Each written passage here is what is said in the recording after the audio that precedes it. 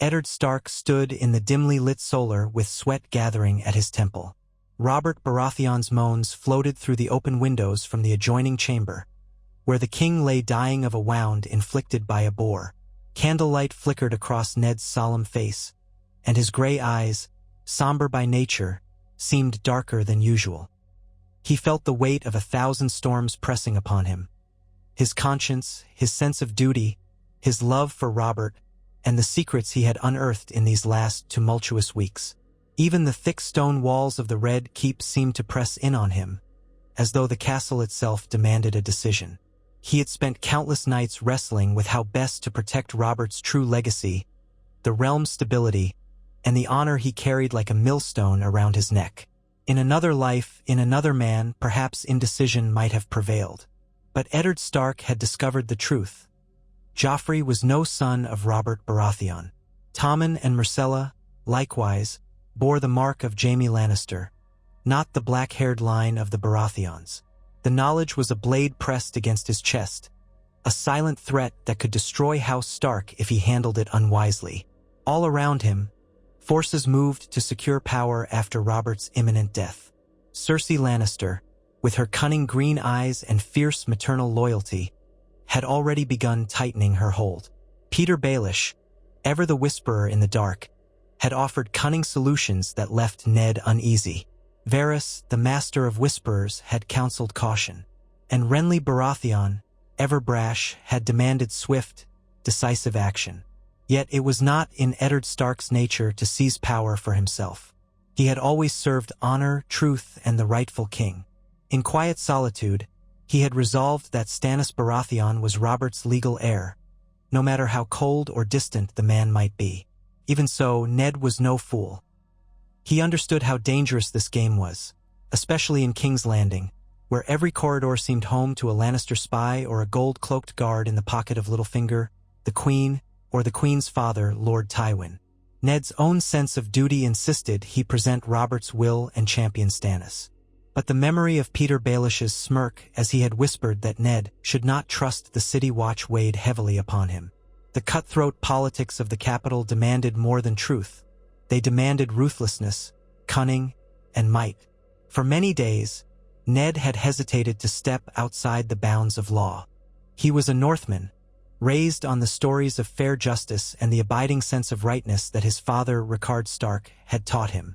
But he had come to learn that in King's Landing, law was a veneer. Justice was a commodity. Even the gold cloaks, whom the hand of the king should have commanded in theory, answered to whoever lined their purses most generously. Peter Baelish had proven that beyond doubt. Yet something had changed in Ned's heart. Cersei's brazen willingness to place her son on the throne, her willingness to name Joffrey heir even in Robert's dying presence, and the memory of King Aerys's betrayal, which still haunted Ned's mind, all conspired to push him past the brink of inaction. He could not allow the realm to slip quietly into the hands of a bastard pretender and the machinations of the Lannisters. And he realized, with a chill that ran to his very bones, that he might not have time to wait for the distant Stannis to rally an army and march south. By the time Stannis arrived, the Lannisters would have dug their claws in so deeply that dislodging them might tear the realm apart. Already, word might be traveling to Casterly Rock. Tywin Lannister would muster all his might. The Gold Road would fill with armored men. Blood would flow and the realm would burn, just as Robert had feared. The decision came to him like a blow on the chest, a painful clarity. Eddard Stark would act. He would not wait for quiet legal procedure or a measured approach that would simply get him killed. The fate of his daughters also weighed on his mind. Sansa was betrothed to Joffrey, in the thick of the Lannisters' nest, and Arya was somewhere in the Red Keep, unguarded, prone to trouble. An ill fate might befall them if Cersei sensed he was about to tear the crown from Joffrey's grasp. He could not act meekly or slowly. He needed something swift and decisive, a lightning coup to secure the city and the throne in the name of the true heir. That very afternoon, with Robert drawing his last breaths, Ned summoned those among the Stark household guard who had accompanied him to King's Landing. His most trusted men, men from the north who followed him not out of gold but out of unshakable loyalty. Tommard, Desmond, Jory's cousin Hallis, Cain, and even a handful of men who had come to the capital at his behest to stand as an honor guard. They gathered in a small courtyard behind the Tower of the Hand, far from prying eyes, as a cold drizzle wet the cobblestones. The hush of the city weighed upon them, charged by the knowledge that the king was dying and power would soon change hands, one way or another. Ned stood under the eave of a stable, black hair damp from the drizzle, his cloak drawn around him. The men had been loyal to House Stark for years, some of them having served Brandon Stark or even Lord Rickard. They formed a rough semicircle around their lord. Ned knew each of their faces, and he remembered the cost of their loyalty. Many times, the memory of Jory Castle's death came to mind, stirring that wound within him. But if Jory had still been alive, Ned knew, he would have demanded to fight at Ned's side in this. He spoke quietly, voice low and firm. "We have come to dangerous times. Robert, our king, lies near death. The Lannisters move to place a boy on the throne, though I have discovered the truth of his parentage. Stannis Baratheon is the rightful heir, by all the laws of gods and men. I have tried to do this the honorable way, to seek out allies, to trust in gold cloaks, and to place my faith in loyal counsel. But I see how swiftly the tide is turning. The Lannisters are cunning. If we do not act, we may lose our lives or worse. My daughters, your families, all could be used as hostages. The North itself will be left leaderless, as we are pinned here in King's Landing. We cannot allow this to happen." He paused, drawing a breath, his eyes moving from one face to the next. "I will not force any man to join me in what I am about to do, but I must move quickly. I must seize control of the Red Keep, secure Joffrey, Cersei, and the Council, and hold them in check until Stannis arrives to claim the throne. If I fail, I fear for what will befall us all. I ask that you stand by me, not to steal the throne for myself, but to ensure the rightful king sits in that chair. If we do not act, the realm will descend into chaos. Will you stand with me?" Tomard was first to nod. Others followed without question, resolved, though their faces betrayed the weight of it. They had expected something like this. Rumors abounded that the Lannisters were preparing for war. The word might not be on everyone's lips yet, but they all sensed a shift in the wind. Tension gripped King's Landing like the calm before a summer storm. The men did not flinch as Ned explained that they might have to confront the gold cloaks and even the Kingsguard if it came to that. They were northern men. They feared the wrath of their lord's possible failure, but they feared dishonor far more. Thus began Eddard Stark's quiet preparations. He sent word by messenger bird to distant places in the city, summoning loyal elements that Ned had earlier scouted. A handful of lesser knights who had fought with Robert in the rebellion, men who still respected the Stark name and might join him if promised fair reward and a chance to restore the rightful heir. He enlisted Lord Renly Baratheon's help, for all that Renly could be impulsive. Ned had already rejected one of Renly's rash plans to kidnap the royal children, but now, with no other path, he found himself forging a new arrangement. If they could secure the Red Keep swiftly, then the transition to Stannis' rule could be more orderly. Renly insisted he should be king, that he would bring a new dawn to the realm, but Ned knew the law was on Stannis' side. They could not linger to debate. For now, Ned needed Renly's swords and the formidable presence of a Baratheon name. Night fell in King's Landing, and with it, a hush of uncertainty. The small folk in Flea Bottom whispered rumors that the king was as good as dead.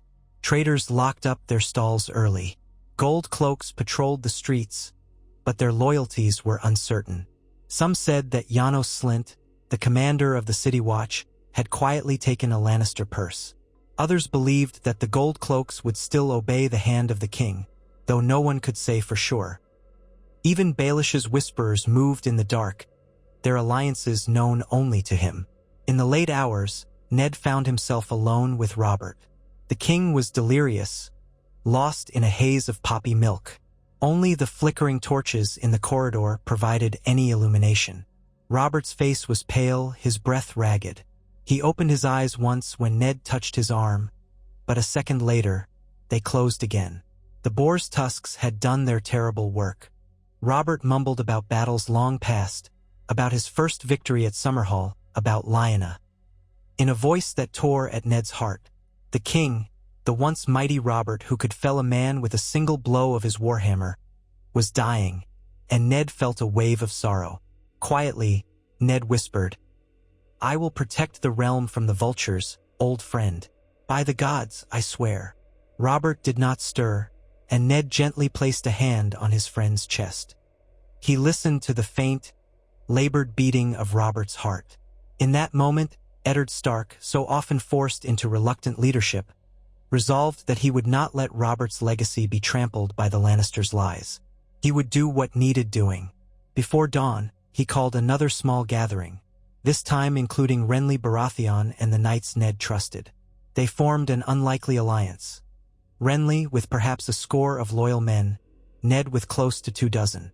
Word had been sent to Ser Barristan Selmy, the bravest of the Kingsguard, a man of honor, explaining the truth about Joffrey's parentage. Ned knew Barristan might balk at raising a hand against a sitting king's chosen heir, but Barristan's sense of duty was absolute. If he became convinced that Joffrey was not Robert's son, his moral code might well align him with Ned. For the moment, though, Barristan was tied to the king's bedside, or so rumor said. Despite the gloom, a faint color in the eastern sky heralded sunrise. The men readied themselves. Ned wore his simplest armor, steel plate hammered in the north, practical and unadorned, the dire wolf of House Stark etched into the breast. He did not don a helm yet, preferring to keep his head free. Renly strapped on a fine breastplate inlaid with golden stags, for he was not the sort to shirk display. Their plan was brutal in its simplicity. The instant Robert drew his final breath, the Lannisters would move to proclaim Joffrey king. Cersei might attempt to arrest Ned or even kill him. Ned intended to preempt that. He would escort his men straight to the Red Keep's throne room, secure it, and ensure the City Watch were either cowed or turned to his side. To forestall chaos, they would arrest Joffrey and place him in a gilded cage until Stannis arrived. Then, as the rightful heir by law, Stannis would assume the throne. As the hour neared, Ned thought of Sansa and Arya. He'd instructed them to remain in their chambers. Arya, if she must leave, was to slip out with Syrio Farrell, her dancing master, and flee to the safety of the Tower of the Hand. Sansa, in her innocence, might not comprehend why her father plotted to arrest her beloved prince. He dreaded the inevitable heartbreak this would cause her. A father's duty to keep her safe, however, overrode any worry about her illusions. The day's events would reveal Joffrey's true nature soon enough. Word came, soft and grim, that Robert had passed sometime after sunrise. The news reached Ned in the Tower of the Hand just as he finished arming himself. A hush fell over him, and he closed his eyes, bidding farewell to the friend he had long followed into war, the man who had loved his sister, the man who had named him Hand. He allowed himself only a single deep breath of mourning before turning to his assembled men. "The king is dead," he said, voice low. "Now is the moment. We move." The courtyard erupted with the ring of steel as men made final checks of swords and shields. Renly's knights, who had gathered at an inn near the castle gates, slipped into the keep with surprising swiftness, aided by one of Ned's men who had bribed the guards at the postern gate. They joined forces with Ned's own men, and altogether they numbered around 36. A modest force, but enough if surprise was on their side and if the City Watch did not mobilize against them. Ned had to hope that the Gold Cloaks would at least remain neutral until they saw the winning side. They began the march toward the Red Keep proper, stepping carefully through corridors that echoed with the hush of early morning. Torches still burned in the sconces, though many had burned low. Servants hovered nervously, uncertain what would happen now that the king was gone. A few recognized Ned, the Hand of the king, striding with grim purpose, and they whispered among themselves. In a broad hall near the royal apartments, they encountered their first real obstacle. A line of gold cloaks, perhaps a dozen, blocking the corridor. Their commander, an officer Ned did not recognize, stepped forward, brow furrowed, uncertain. Ned did not wait for the man to speak. He drew a breath and spoke with all the authority he possessed. "I am Eddard Stark, Hand of the King. Step aside. By Robert's last decree, We must secure the throne room at once." His gaze locked onto the gold cloak's eyes, unwavering. The gold cloak commander hesitated. He glanced at Renly's sigil, then at the direwolf on Ned's armor, and then at the men behind him who bristled with steel. There was a moment where Ned feared the man might refuse. But something in Ned's voice, or perhaps the memory of Robert's will, indeed, the will that declared Eddard Stark regent until the rightful heir took the throne, forced him to lower his spear. The gold cloaks parted, letting Ned's men through. A wave of relief mingled with tension washed over Ned. The gold cloaks had not joined him explicitly, but at least they hadn't stopped him.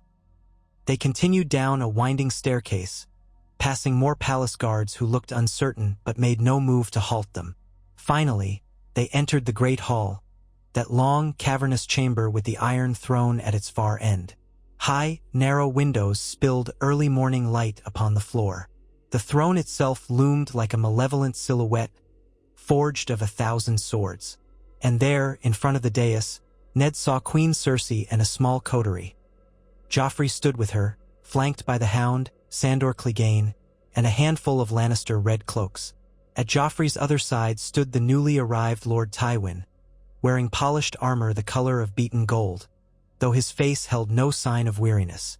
Next to Tywin was Jaime Lannister, the Kingslayer, shining like a lion in gilded plate, his hand resting casually on the pommel of his sword. Ned's heart pounded at the sight. He had not expected Tywin to be in the capital so soon, nor Jaime by the Queen's side. Word must have traveled fast. The Lannisters clearly anticipated that Ned would make a move. The tension crackled like a drawn bowstring. Neither side spoke for a long heartbeat as Ned and Renly emerged from the shadows, their men fanning out behind them in a wedge. Joffrey's eyes flicked with a strange kind of excitement. Perhaps he was enjoying the drama. Then he spoke, his voice pitched high, though he tried to sound commanding. "Eddard Stark, I command you in the king's name, my name, to place your sword on the ground. The king is dead, and I am king now." He looked to his mother for approval, and Cersei nodded, a faint, almost triumphant smile playing at her lips. Ned stepped forward. He knew the moment had come to brandish Robert's will, the paper that named him regent until Stannis could take the throne. He produced the parchment from inside his cloak. "Robert Baratheon left a will," he said, his voice carrying through the vast chamber. "He named me protector of the realm until his true heir is old enough to rule. That heir is not you, Joffrey Baratheon. You have no claim here." A collective gasp rippled across the hall. Tywin Lannister's face remained impassive, but Jaime's expression twisted into a sneer. Cersei's eyes burned like green wildfire. Sandor Clegane shifted his stance slightly, as though preparing for a fight. There was no laughter or banter from him now. He looked at the Stark men with a predator's gaze. Cersei's voice cut through the tension. "Treason," she hissed. "You stand here accusing the king, my son, of being illegitimate? Where is this heir you speak of? Where is Stannis Baratheon? He is not here. The realm needs a king, and my son shall reign." Renly bristled. "Stannis Baratheon is Robert's elder brother. By all laws of succession, the throne belongs to him." He turned to the gold cloaks who lined the perimeter of the hall. "I tell you, my brother named Ned Stark protector of the realm. Will you let this Lannister farce continue?" For a fleeting instant, all eyes turned to Janos Slynt, the commander of the city watch, who had just entered from a side door. He surveyed the scene, gold cloak swirling about his stout frame. This was the moment of truth, Ned thought. If Slynt had accepted Lannister gold, the city watch would side with Joffrey. If not, they might at least remain neutral. Ned's men and Renly's knights tensed, swords half-drawn. Slynt cleared his throat. "The hand of the king speaks for the late king," he began. "But the Queen Mother," he hesitated, eyes flitting to Tywin Lannister. That brief pause told Ned everything. Janos Slynt had been bought. His next words confirmed it. "The city watch recognizes Joffrey Baratheon as king. Surrender, my lord, for the good of the realm." Ned's jaw tightened. He heard the faint rasp of steel as men behind him unsheathed swords. Across the hall, Jaime Lannister's blade slipped free in a hiss. The great hall was about to become a battlefield. Ned could almost taste the metal in the air, that acrid tang of impending violence. He stepped forward again, raising his voice in an attempt to hold off the clash for just a moment. "Gold cloaks, hear me," he shouted. "The boy who would call himself king is no Baratheon. His hair is the gold of Lannister, not the black of Robert's line. If you spill blood here to seat him on the throne, you damn yourselves. Do not betray your true king." A man in the city watch ranks wavered, glancing from Ned to Joffrey and then to Slynt. But their commander barked, "Steady!" The gold cloaks advanced in a line, not charging yet but moving to form a barrier between Ned's men and the dais. On the dais, Cersei's triumphant look returned. She raised a hand slightly, gesturing to Jaime, who gave a curt nod. Before words failed entirely, Ned turned to his own men. "Hold formation," he ordered. A muscle in his jaw twitched. He had hoped for fewer Lannisters, a less direct confrontation. But there was no backing down now. This was do or die. Renly stepped to Ned's side, drawing his sword in a swirl of gold and emerald cloak. His knights steeled themselves. Cersei gave her final pronouncement. "So be it. Seize them. Kill the traitors if they resist." In an instant, the great hall erupted into chaos. The gold cloaks surged forward, spears bristling. Ned's household guard met them in a ring of steel, swords clashing against spear shafts. Renly's knights, bold and heavily armored, roared their defiance and plunged into the fray. The cacophony of battle rang out, echoing off stone walls. The crash of shields, the clang of steel, the cries of wounded men. Ned took his own sword in hand, a bastard blade of good northern steel. His heart hammered as he parried a spear thrust aimed at his chest. With a quick pivot, he struck the gold cloak across the face, sending him staggering. All the while, Ned tried to keep sight of Cersei, Joffrey, and Jaime. The Hound, brutal and efficient, waded into the fight, cutting down one of Renly's knights with terrifying ease. Renly himself, though no great warrior compared to his brothers, held his own, spurring his men on, shouting, "For the true king!" A swirl of Lannister crimson and Baratheon gold collided in the center of the hall, where men from both sides struggled to control the ground. Slynt bellowed orders, his face red with fury, demanding the gold cloaks overwhelm Ned's smaller force. But the city watchmen were not all equally motivated, and some flinched from the well-trained knights and northern men who fought for Ned. Gaps opened in their line, allowing pockets of Ned's forces to press forward. At the dais, Jaime Lannister strode with the deadly poise of a man who had been killing since he was a boy. Two of Ned's guards rushed him. Jaime parried with fluid grace, weaving between their blades. Then in a blink, he struck one man down with a thrust through the gut, and the second he disarmed with a vicious slash that sent the man reeling back. Ned, forcing his way through the tangle of bodies, heard his own breath ragged in his ears. He spied Tywin Lannister at the edge of the dais, bellowing something to the red cloaks. He must have brought a contingent of Lannister household guards from the west. The old lion was not the type to draw his own sword unless he had to, but his presence, stern and commanding, galvanized the Lannisters' defense. Step by step, Ned and his men advanced, pushing the gold cloaks back toward the dais. Yet the cost was high. He saw one of his men, a loyal knight named Ser Ryman, fall with a spear through the leg. Another collapsed with a crossbow bolt in the chest. Someone among the gold cloaks had started firing from the sidelines.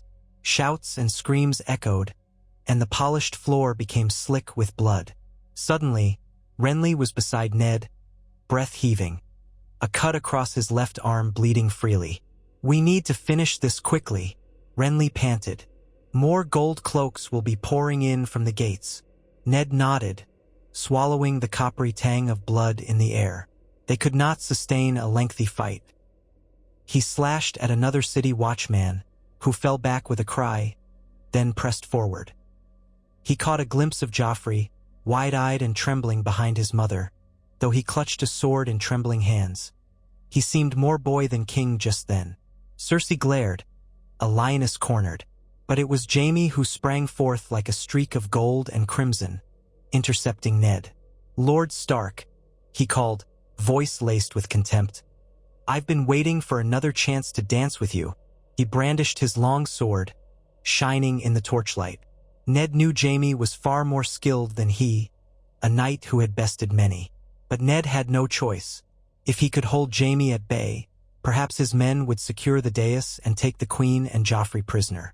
They clashed, steel on steel. Jaime moved like quicksilver, forcing Ned onto the defensive. Ned blocked, ducked, and parried, recalling the training he had received from Master-at-Arms in Winterfell. But Jaime's aggression was relentless. Their blades locked, and Jaime pushed forward with a smirk. "You're out of your element, Stark." Ned gritted his teeth, refusing to let the weight of the gilded lion overwhelm him. "You forget," he said through clenched teeth. "I fought in Robert's rebellion. I have seen war before." Jaime laughed, though the sound was harsh. "I was there too." He twisted his wrist, forcing Ned's blade aside and aiming a slash at Ned's unarmored right leg. Ned spun to avoid it, then retaliated with a lunging thrust that Jaime barely sidestepped. They traded blows in a furious exchange, and sparks flew. The noise of the broader battle blurred around them, men shouting and dying, steel ringing. But Ned's entire world narrowed to the flash of Jaime's sword. At that moment, a shout rose from the rear of the hall. A surge of new men in Lannister red had arrived, streaming in from a side entrance. Reinforcements. Ned's heart sank. Their window for a swift victory was closing. If they were surrounded, the coup would collapse. But from the main entrance behind Ned came a roar. Renly's men had opened the massive oak doors, and a flood of Baratheon household guards, men loyal to Renly, poured in. The reinforcements on both sides threatened to turn the Great Hall into a slaughterhouse. Sandor Clegane battled two of Renly's knights at once. He bashed one in the helm with his gauntlet, sending the knight sprawling, while clashing swords with the other. Tywin barked an order to the Lannisters, directing them to form a defensive line in front of the Queen and Joffrey. Janos Slynt tried to muster the gold cloaks, but their formation was crumbling under the fray. Ned saw a path opening to the dais. If someone could just seize Cersei and Joffrey, the fighting might stop. "Renly!" he shouted, breaking off from Jaime for a moment to signal. Jaime took advantage, pressing the attack with a cut at Ned's torso that scraped against Ned's breastplate, jolting him. Ned felt the force of the blow rattle his ribs. He winced but held firm, forcibly knocking Jaime's blade aside and retaliating with a two-handed strike aimed at the Kingslayer's shoulder. Jaime sidestepped, the blade glancing off golden plate. Meanwhile, Renly and a cluster of his knights made a bold dash toward the dais. Tywin saw them coming and shouted to the red cloaks. Suddenly, the dais was a swirl of red and green. Ned risked a glance over his shoulder, seeing Renly pushing through the defenders, sword clashing with a Lannister knight's shield. Renly's men battered aside the smaller retinue near Cersei. Joffrey shrank back behind the throne itself, face pale, while Cersei screamed for the Kingsguard. Ser Meryn Trant, stationed near the dais, moved to intercept, only to be blindsided by a Baratheon knight who crashed into him with a shoulder slam, sending him stumbling. Renly's men pressed on. Jaime cursed, seeing that the defense around the Queen was failing. He feinted high against Ned, then abruptly tried to disengage and run to protect his sister. But Ned, sensing the shift, forced himself to block Jaime's path. "Going somewhere?" Ned growled. Jaime's eyes burned with frustration. They crossed blades again, a flurry of sparks leaping between them. In the swirl of chaos, the unstoppable hound lunged forward to aid Jaime, but found his way blocked by two of Ned's men-at-arms. Clegane dispatched one with savage precision but was then forced to duel the other, preventing him from coming to Jaime's rescue. The momentum had turned. As more of Ned's and Renly's men poured in, the Lannisters found themselves cornered near the throne. Then it happened in a burst of frantic motion. Renly himself managed to seize Cersei's arm. Two of his knights pinned the Queen's guards, disarming them. Joffrey, brandishing his sword ineffectually, was tackled to the ground by a grim-faced knight in Renly's service.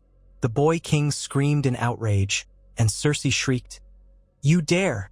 Release him!" But it was too late. In a matter of heartbeats, they were captured. Seeing his sister manhandled, Jaime let out a furious roar. With a sudden, desperate push, he locked blades with Ned and twisted, trying to wrench the sword free from Ned's grip. Ned held tight, but Jaime's might was formidable. Their arms shook from the strain. In the corner of his eye, Ned saw that the dais was now in his men's control. Joffrey and Cersei were being held at sword point. The impetus for more bloodshed could end if Jaime stood down. "Jaime," Ned forced out, teeth gritted. "It's over." Jaime spat, his face contorted with hatred. "You think you've won? This is far from over, Stark." But as he glanced at the dais, he realized the truth. The Queen and Joffrey were at the mercy of the enemy. Tywin stood off to the side, hemmed in by a ring of Baratheon knights. Sandor Clegane was still surrounded by half a dozen men, though he fought on like an enraged beast. The gold cloaks that remained looked uncertain, some already throwing down their weapons in the face of the overwhelming force. With reluctance and fury in his eyes, Jaime disengaged, stepping back.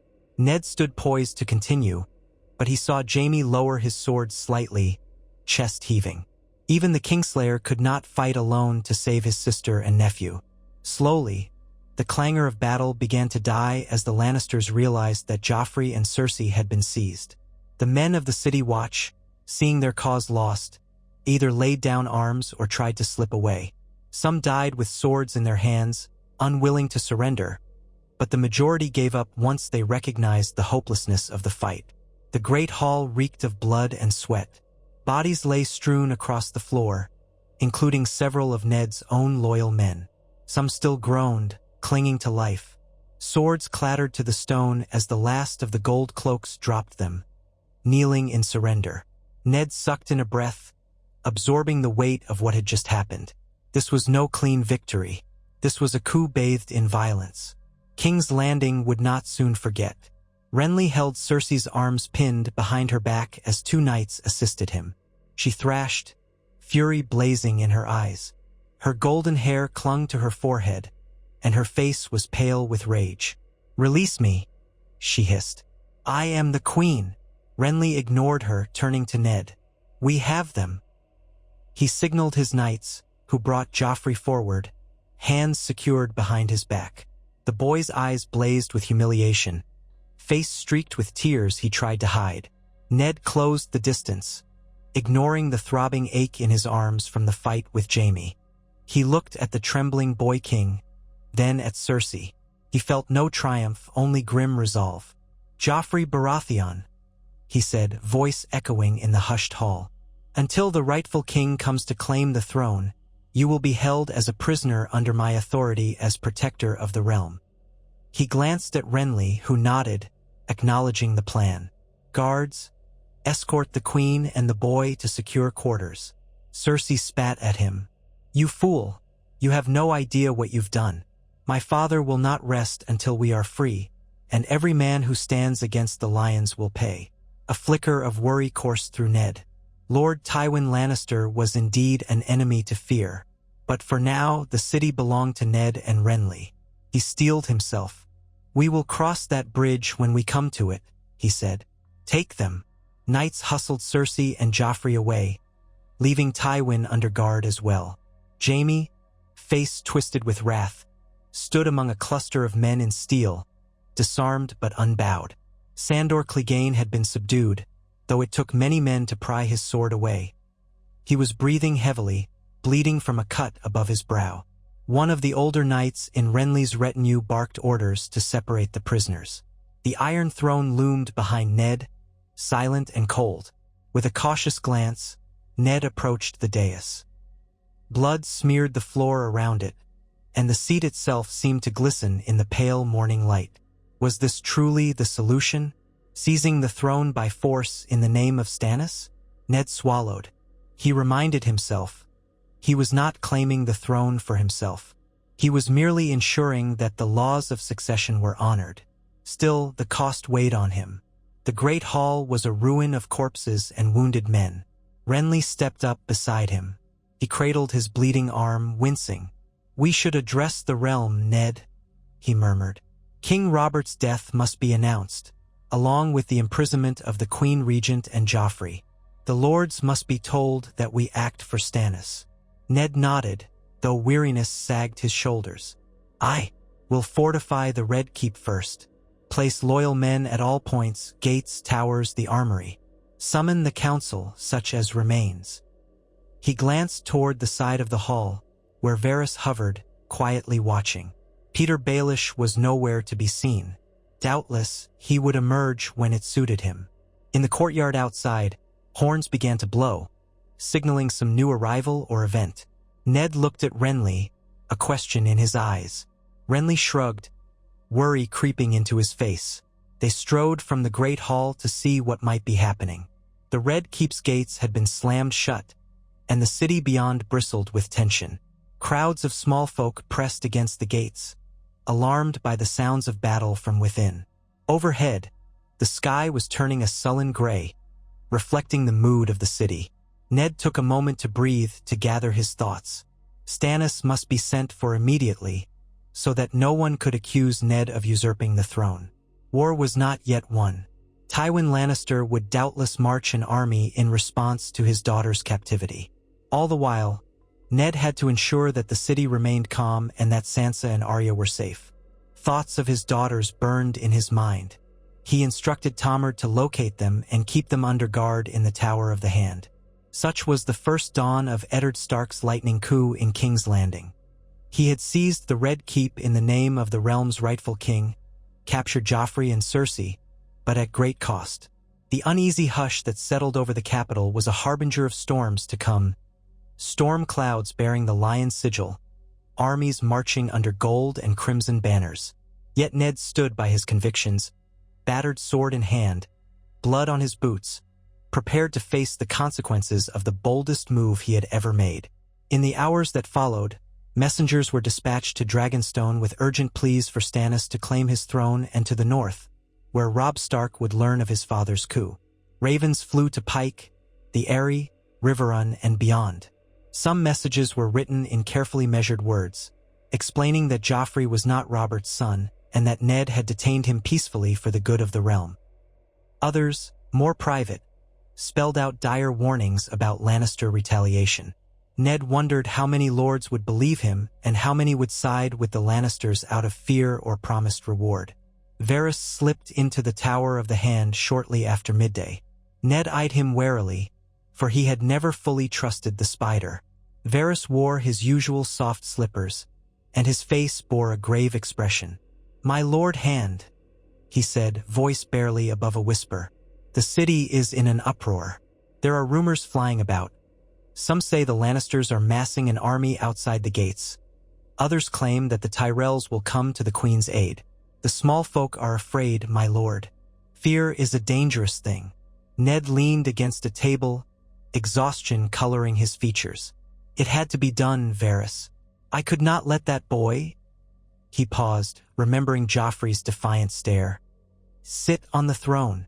Robert named me protector. Stannis is the rightful heir." Varys spread his hands, sleeves billowing. Of course. One must do what one believes is best for the realm. I pray your decision spares us more bloodshed. The Queen's father, though, is a dangerous man. He has already crushed rebellions, sacked cities, done whatever he deemed necessary in the name of House Lannister. And the Kingslayer is in your custody as well, I trust. Jaime is being held, Ned confirmed, along with Cersei and Joffrey, guarded night and day. We have Ser Barristan to keep them from harm. He allowed himself a grim smile. Barristan Selmy, once made aware of the truth, had chosen to stand by the late king's will. The old knight had been torn by conflict, but his sense of honor had led him to remain in King's Landing under Ned's temporary regency. Varys clasped his hands. "My condolences for the men you lost in the coup, Lord Stark. The Great Hall is quite a mess. There are still bodies to be tended to. I worry, though, about the temper of the city. The small folk might riot if they suspect civil war is imminent. That is precisely how such accidents happen. He gave Ned a meaningful look. Ned's voice hardened. We will keep the peace. The gold cloaks have surrendered. Renly and I have placed men loyal to us in every strategic location in the Red Keep. If the city remains calm and they see no immediate threat, we may avoid a riot. Varys bowed his head. We shall see. I will do what I can to quell the worst of the rumors, my lord. If I might make a small suggestion, perhaps a formal declaration from you, explaining that you act on behalf of King Stannis, might reassure the people? They wish to know who rules them. Ned considered it. I will do that, but we need Stannis here as soon as possible. I have no desire to be king. Once Varys had departed, Ned slumped into a chair, weighed down by the enormity of what had happened. In a single morning, he had toppled the Queen Regent's hold on the throne. The city belonged to him for now. The door to the chamber opened, and he looked up to see Sansa, her face as pale as a wraith. She curtsied, tears brimming in her eyes. Father, she began, voice trembling. Is it true? Joffrey, they say you arrested him. Ned rose, crossing to her. Gently, he placed a hand on her shoulder. Yes, Sansa. I know this must be difficult to understand. Joffrey is not Robert's son. He never had any right to the throne. He swallowed, seeing the heartbreak wash over her face. I did not want it to happen this way, but it was necessary. Trust me, my child. The realm was in danger. Tears spilled down her cheeks. But he was so. I loved him, father. Ned's heart ached for her innocence. He drew her into an embrace. I know, sweetling. You believed him to be someone he is not. He is a Lannister, Sansa, and your love was built on a false promise. I am sorry. She buried her face in his chest, sobbing softly. After a few moments, she asked in a muffled voice, What will happen to him now? Ned paused. He did not desire to kill the boy. Joffrey was only a youth molded by the Lannisters, though cruel he might be. He will remain our prisoner until King Stannis arrives, Ned replied softly. The new king will decide his fate. Sansa shuddered, eyes wide with fright. Please don't let them hurt him. Maybe he can be forgiven. Ned did not answer. He knew that once Stannis Baratheon took the throne, the question of Joffrey's fate might be a complicated matter. Tainted blood or not, Joffrey was still the child of incest, and a living threat to Stannis's reign. But Ned simply held Sansa, wishing for a moment that she had never come to King's Landing. While Sansa wept quietly, a more energetic voice livened the corridor. Arya burst into the room with Syrio Farrell at her heels. She held a wooden practice sword, which she tossed aside upon seeing Ned. Her face was smudged, hair disheveled. Father, she cried. We heard fighting. I wanted to help. Ned gently released Sansa, turning to Arya. He placed a hand on her shoulder, marveling at how different his daughters were. I'm grateful you stayed out of harm's way, little one. The fighting is over for now. You must remain safe in your chambers until the city is secured. Arya frowned. I wanted to protect you and Sansa. I'm not helpless, father. He managed a faint smile. I know you're not. One day you will be a warrior to rival any knight. But for now, obey me in this, please. She bit her lip, but nodded. Ned exchanged a grateful look with Syrio, who bowed slightly, the braids of his hair swinging. The girl has spirit, my lord, Syrio said with a hint of pride. One day, she will dance in water indeed. Ned ruffled Arya's hair, feeling a glimmer of warmth amid the gloom. He instructed both of his daughters to stay close, to never wander the halls alone, and to let his guards accompany them. Then, with a heaviness in his step, he returned to the courtyard. The day was wearing on and the bodies were being cleared. The great hall had become an impromptu triage. Renly oversaw the patching of wounds, while some of Ned's men discreetly removed the fallen Lannisters. Ned braced himself for the tasks still to come. He must call a meeting of the small council, what was left of it. That gathering occurred later that day in the council chambers. Present were Varys, Grand Maester Pycelle, Renly Baratheon, Ser Barristan Selmy, and Petyr Baelish, who slipped in quietly with a stony expression. Ned sat at the head of the table, which felt both right and strange. He was the hand, the protector, yet never had he desired such prominence. As they assembled, Ned cast his eyes over them. He noted that Pycelle looked shaken, perhaps from the violence that morning. Petyr's face was inscrutable, though his eyes flickered with faint amusement. Varys was all solemn courtesy. Ser Barristan kept silent, wearing the white cloak of the Kingsguard, though he was now sworn to serve the realm rather than the dethroned boy king. Ned spoke first. King Robert is dead. In his final hours, he named me protector of the realm until the rightful heir can be crowned. That heir is Stannis Baratheon. As of this morning, I have taken the Queen Regent Cersei Lannister into custody along with her son Joffrey. He glanced at Pycelle. Grand Maester, you will record that in the annals. Varys, you will see that the city hears it in proper form.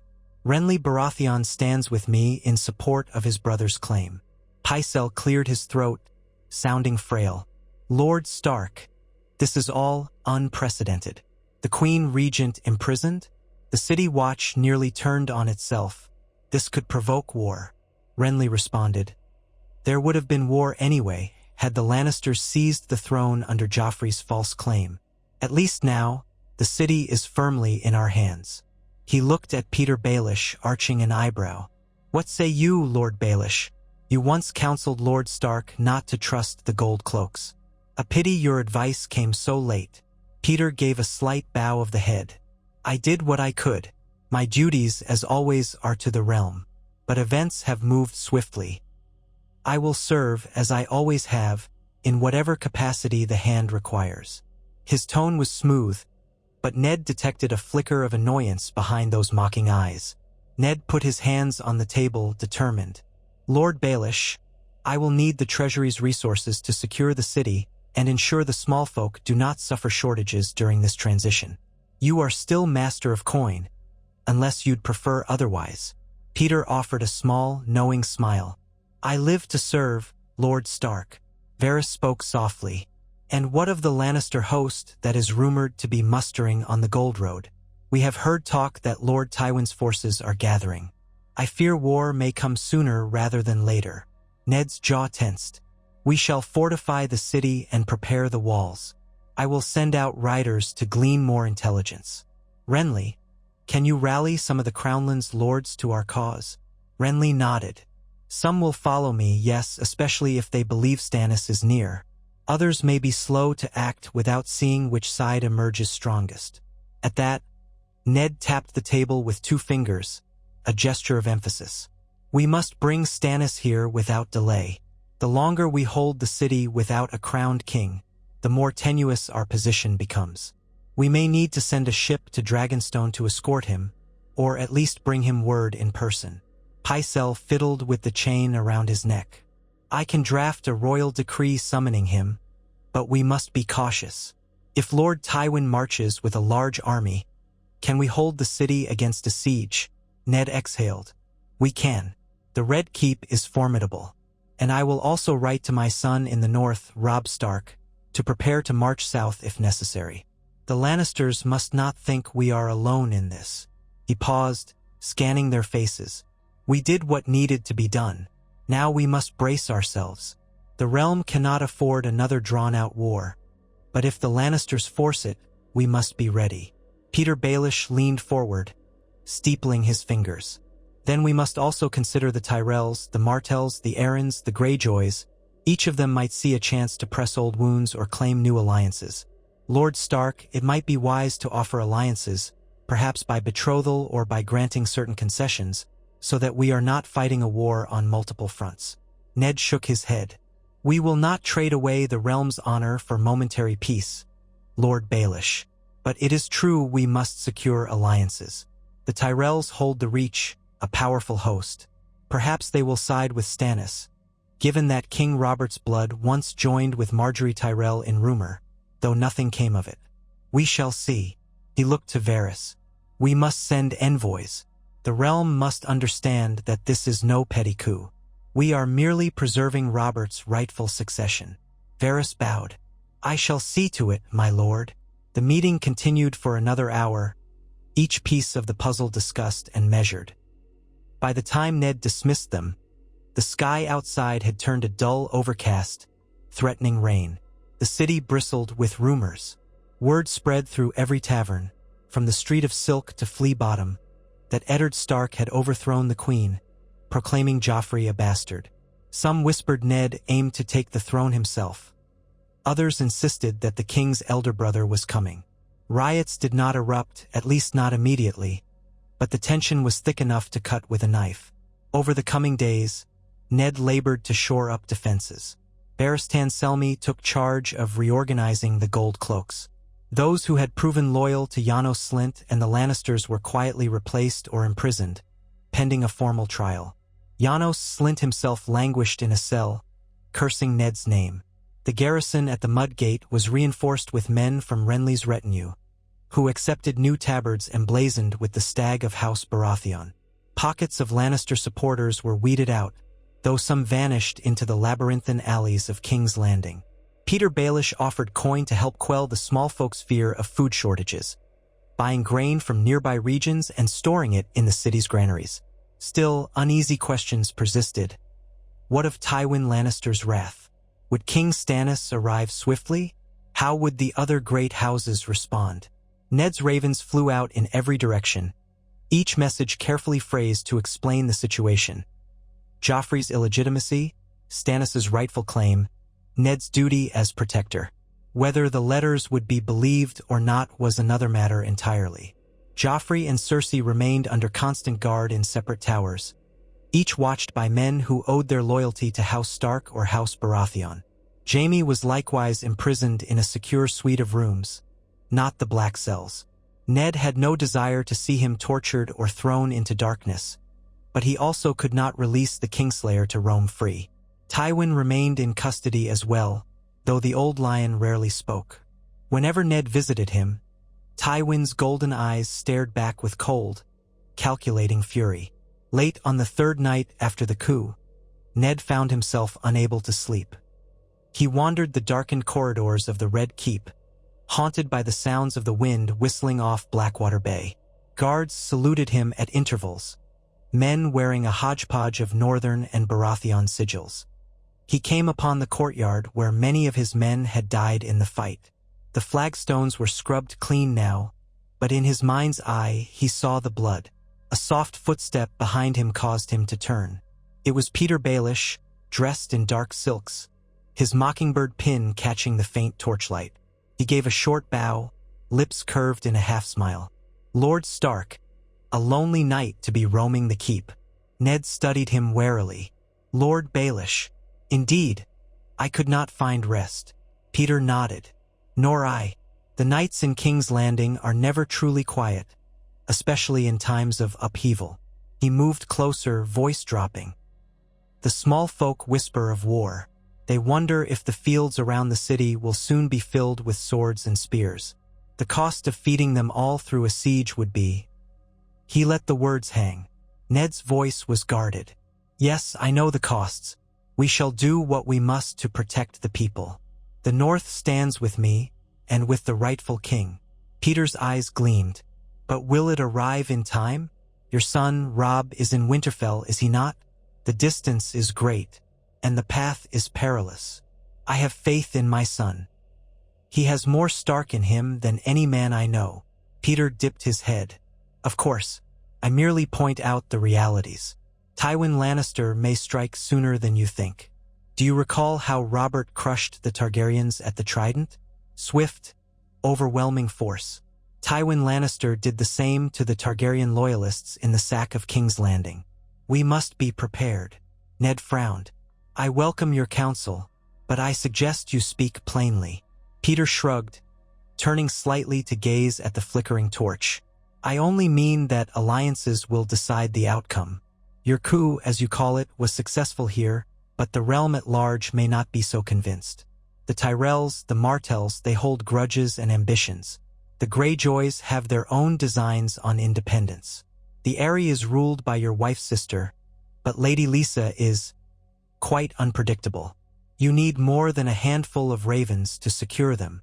Ned nodded, though weariness tugged at him. "I am well aware. If you have a plan, speak it. Otherwise, spare me riddles." Peter smiled thinly. "Some lords are open to persuasion if certain debts are forgiven or certain marriages arranged. Others might respond to a demonstration of force. A cunning mixture of coin and courtesy can go a long way. The choice ultimately is yours, my lord. But do not cling so tightly to your honor that you let the realm slip from your grasp." He paused, letting that sink in. Stannis is not known for his warmth. If you rely on him alone, you may find fewer friends than you hope. Ned held Peter's gaze. He recalled the letter he had sent to Stannis, urging him to come south. He recalled Robert's scornful remarks about Stannis's personality. Stubborn, humorless, uncompromising. A just man, yes, but lacking in charm. Ned sighed. "I will do what is right for the realm, not what lines men's pockets." Peter bowed again. "Then I wish you the best, Lord Protector. Just remember, gold wins wars as often as swords. Good night." With that, he turned and slipped away into the darkness, leaving Ned alone with his thoughts. The next day, a hush fell across the city as a royal proclamation was read from the steps of the Great September of Baelor. King Robert Baratheon was dead, his body lying in state. Eddard Stark, Lord of Winterfell, was protector of the realm, acting on behalf of the late king's will. Joffrey and Cersei were under arrest for treason, pending the arrival of Lord Stannis Baratheon, the rightful heir. The sept bells tolled in mourning, their sonorous clang echoing across the city. Many small folk wept for Robert, remembering him as the warrior king who had cast down the mad King Aerys. Others muttered angrily about more turmoil, more noble infighting. Whispers circulated that Tyrion Lannister, the imp, was still at large, possibly raising money or forging alliances in his father's name. A sense of dread clung to King's Landing like a damp cloak. The White Sword Tower was heavily guarded, with Ser Barristan Selmy and the other Kingsguard members either confined or in uncertain states of loyalty. Ser Meryn Trant had been wounded. Ser Boros Blunt had surrendered. Only Barristan's word kept them alive for the time being. On the fifth day, a bird arrived with news from Dragonstone. Stannis Baratheon was assembling his fleet and intended to sail for King's Landing within a fortnight. The missive, written in a neat, bold script, offered little in the way of comfort. Stannis demanded that Ned continue to hold Joffrey and Cersei, ensuring they faced justice upon his arrival. There was no mention of gratitude or thanks for clearing the way. Stannis's words were cold and direct, underlining his rightful claim. Ned took that as a sign that Stannis intended to come, though there was no hint of what forces he would bring. Ned found Renly in the courtyard, conferring with several knights about the readiness of the gates. He pulled his brother-in-law aside, handing him the Raven's letter. Renly read it, lips thinning. "That's Stannis, all right," he said grimly. "He'll offer you no praise for seizing the city. In his mind, it's just your duty." Ned nodded. "Duty is enough for me so long as he sits on the throne. We must prepare for his arrival and ensure the city does not erupt when his fleet appears in Blackwater Bay." Renly hesitated. "Yes, but Ned, are you entirely comfortable handing the throne to him? He has no love for you, nor for me. And the realm, well, it might be more open to a younger, more personable king." His eyes flickered with the unspoken meaning. Ned's face hardened. He had heard Renly's attempts to claim the throne in rumor. "I am not here to question Robert's will or the line of succession. You are Robert's youngest brother. Stannis is older and stands before you in the line." Renly exhaled slowly. "So be it, though do not be surprised if some lords whisper that I would be a more amiable ruler. The Tyrells might support me, perhaps others too, but I will not risk dividing us in the face of the Lannisters' threat. I swore to stand by you, and I shall, for now." Their conversation was interrupted by a clamor at the gates. A rider had come bearing the banner of House Lannister. Ned and Renly hurried to the walls, where the gates remained barred. From atop the battlements, they saw a small party of Lannister men, heavily armed, though only a dozen strong. The man in front carried a white banner, signifying a desire to treat. Ned had them admitted cautiously. The Lannister envoy turned out to be one Ser Flemont Brax, a minor cousin of the Lannister line, clad in gilded armor. He bowed stiffly before Ned. "Lord Stark, I come with an offer from Lord Tywin. He desires the immediate release of his daughter, his son, and his grandson, Her Grace, the Queen Regent, the Kingslayer, and King Joffrey. In exchange, Lord Tywin will pledge not to march on the city." Renly scoffed loudly. "That is no offer. He demands we surrender our prisoners? For what? A promise he won't do what he's already planning to do." Ser Flemont's face tightened. "Lord Tywin's word is not given lightly. If you refuse, he will march with 20,000 Westermen on King's Landing, and the city will pay the price in blood. The choice is yours, my lord." Ned regarded the envoy with cold eyes. "Tell Lord Tywin that his daughter is under arrest for treason against the crown. Joffrey is no rightful king, but a pretender. Jaime Lannister, too, must face justice for his crimes." He paused. "I will not release them. If Lord Tywin chooses war, then let him know we will meet him with steel and the rightful king at our side." Flemont Brax seemed taken aback by the firmness of Ned's refusal. "So be it. My lord father instructed me to give you 5 days to consider. After that, the roads will run red. I urge you, for the sake of the small folk, to reconsider." Ned's hands balled into fists at his sides. "There is nothing to reconsider. Take the bones of your threat and scatter them. This is King's Landing, seat of the Iron Throne. Unless Lord Tywin wishes to see thousands of his men slain, he would do well to remain in the west." Brax bowed stiffly. "I have delivered the message. My part is done." He wheeled his horse around, leading his men back through the gate. Ned ordered the gate barred again, and he heard the tramping of Lannister hooves fading down the road. Renly let out a breath. "We'll have our war, then. No doubt about it." Ned closed his eyes, feeling the weight of fate pressing on him like an icy hand. "So it appears. Let us prepare." Time moved swiftly in those days. Under Ned's direction, the city's defenses were strengthened. More archers on the walls, more provisions stockpiled. Ned sent riders to parley with local lords, urging them to rally under Stannis' cause. Each day brought fresh rumors of Lannister hosts on the march. By the 7th day after Robert's death, watchers on the city walls reported a dust cloud rising from the western horizon. Scouts confirmed that a force of unknown size was moving slowly but steadily toward King's Landing. The Lannisters had not waited the 5 days demanded. They were already on the move. The tension in the city rose to a fever pitch. Ned's men apprehended a few Lannister spies within the walls. Fear and rumor spread like wildfire. Would the city be sacked again, as it was during the rebellion? Would the Gold Cloaks remain loyal if the Lannisters won a pitched battle outside the gates? Renly's men were heartened by their lord's presence, but they knew it might not be enough if Stannis did not arrive soon. Ned could only reassure them, though inwardly he feared the worst. Yet on the 10th day, a fresh cry went up from the battlements. Ships had been sighted on Blackwater Bay, bearing the fiery heart banner of Stannis Baratheon. His galleys lined the horizon, sails snapping in the wind. Relief spread through the city like a cool breeze. Ned ordered the gates to the docks carefully opened, welcoming the newly arrived forces.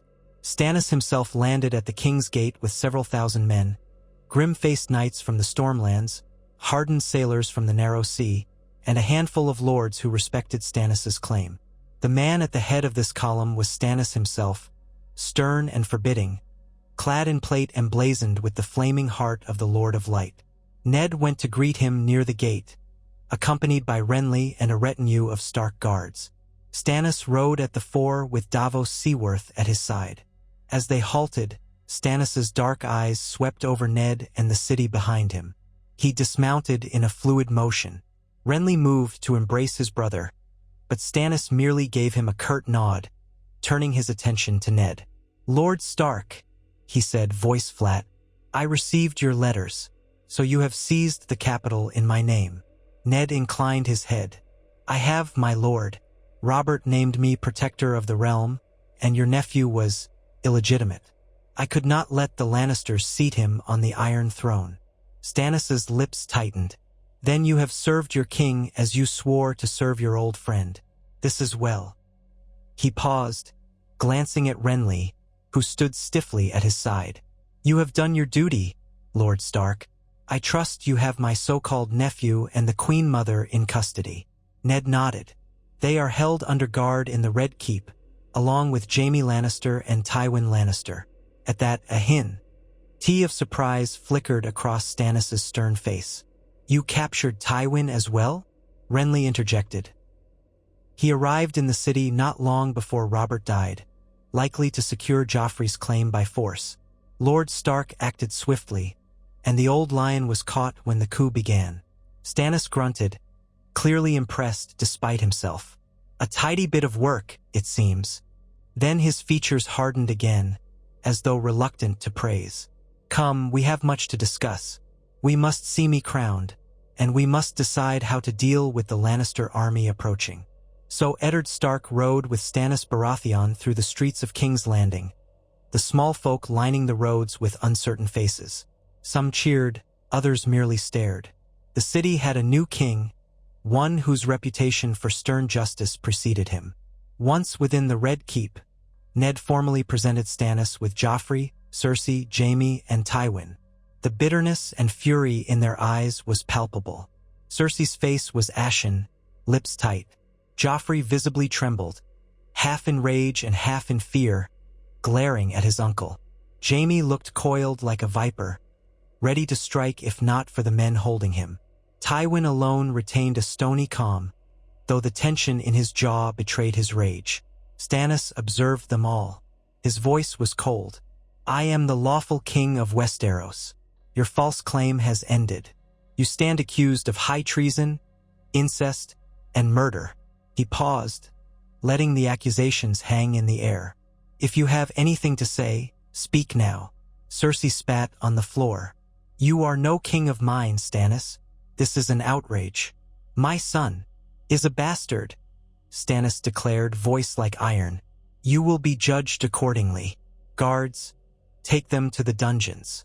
As the Lannisters were led away, Tywin met Ned's eyes briefly, and Ned felt the weight of that cold stare. There was no doubt Tywin would not rest until he had vengeance. Only time would tell how this new order would shape the realm. 2 days later, under the watchful presence of thousands, Stannis Baratheon was crowned in the Great September of Baelor. The High Septon performed the ceremony, though with a palpable lack of warmth. Many lords watched on, uncertain of this austere new monarch. Eddard Stark stood to the side, in full armor, as the man who had made it possible. Renly looked on, face inscrutable. Sansa and Arya were present too, wide-eyed. The crowds jammed every available space, all anxious for the turning of the wheel of power. When Stannis set the crown on his own head, a simple circlet of steel set with a single ruby, he declared the dawn of a new era. He promised justice above all else, with words that rang throughout the sept. The Iron Throne is mine by right. I shall bring law and order to the 7 kingdoms, with fire if necessary. Murmurs and low cheers rippled, though some remained silent. After the coronation, Stannis dismissed the court except for a few key figures: Ned, Renly, Davos, and a handful of others. They gathered in the throne room, where the Iron Throne still loomed menacingly. Stannis ascended the steps and seated himself, his posture stiff and unyielding. He beckoned Ned forward. You seized my throne for me. For that, I owe you thanks, Lord Stark. The words sounded forced, each syllable ground out through clenched teeth. You shall continue as Hand of the King, if you will accept. Ned bowed stiffly. I swore to serve the rightful king, your grace. I accept. Stannis nodded. He surveyed the room. Then we must turn our attention to the war that lurks. Lord Tywin's host approaches. They may already be upon us.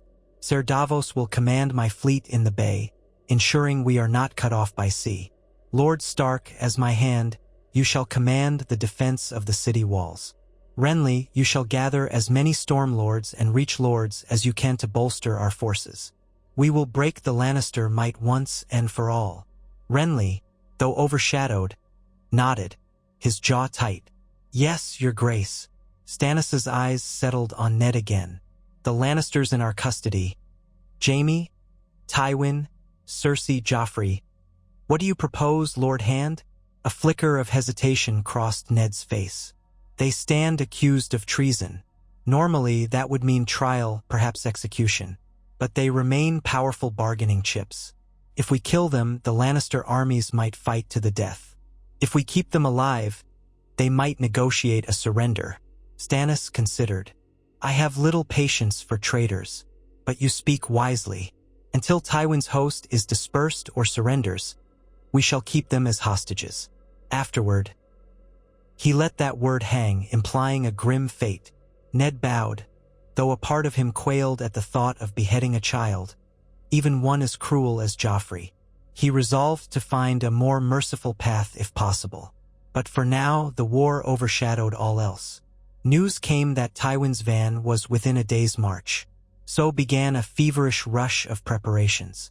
Stannis took the measure of his new city, conferring with Barristan Selmy about the capabilities of the City Watch. Renly dispatched ravens to the Reach, hoping the Tyrells might join them against the Lannisters now that Joffrey's claim was exposed as a fraud. Davos Seaworth scoured the docks for more ships to bolster the royal fleet.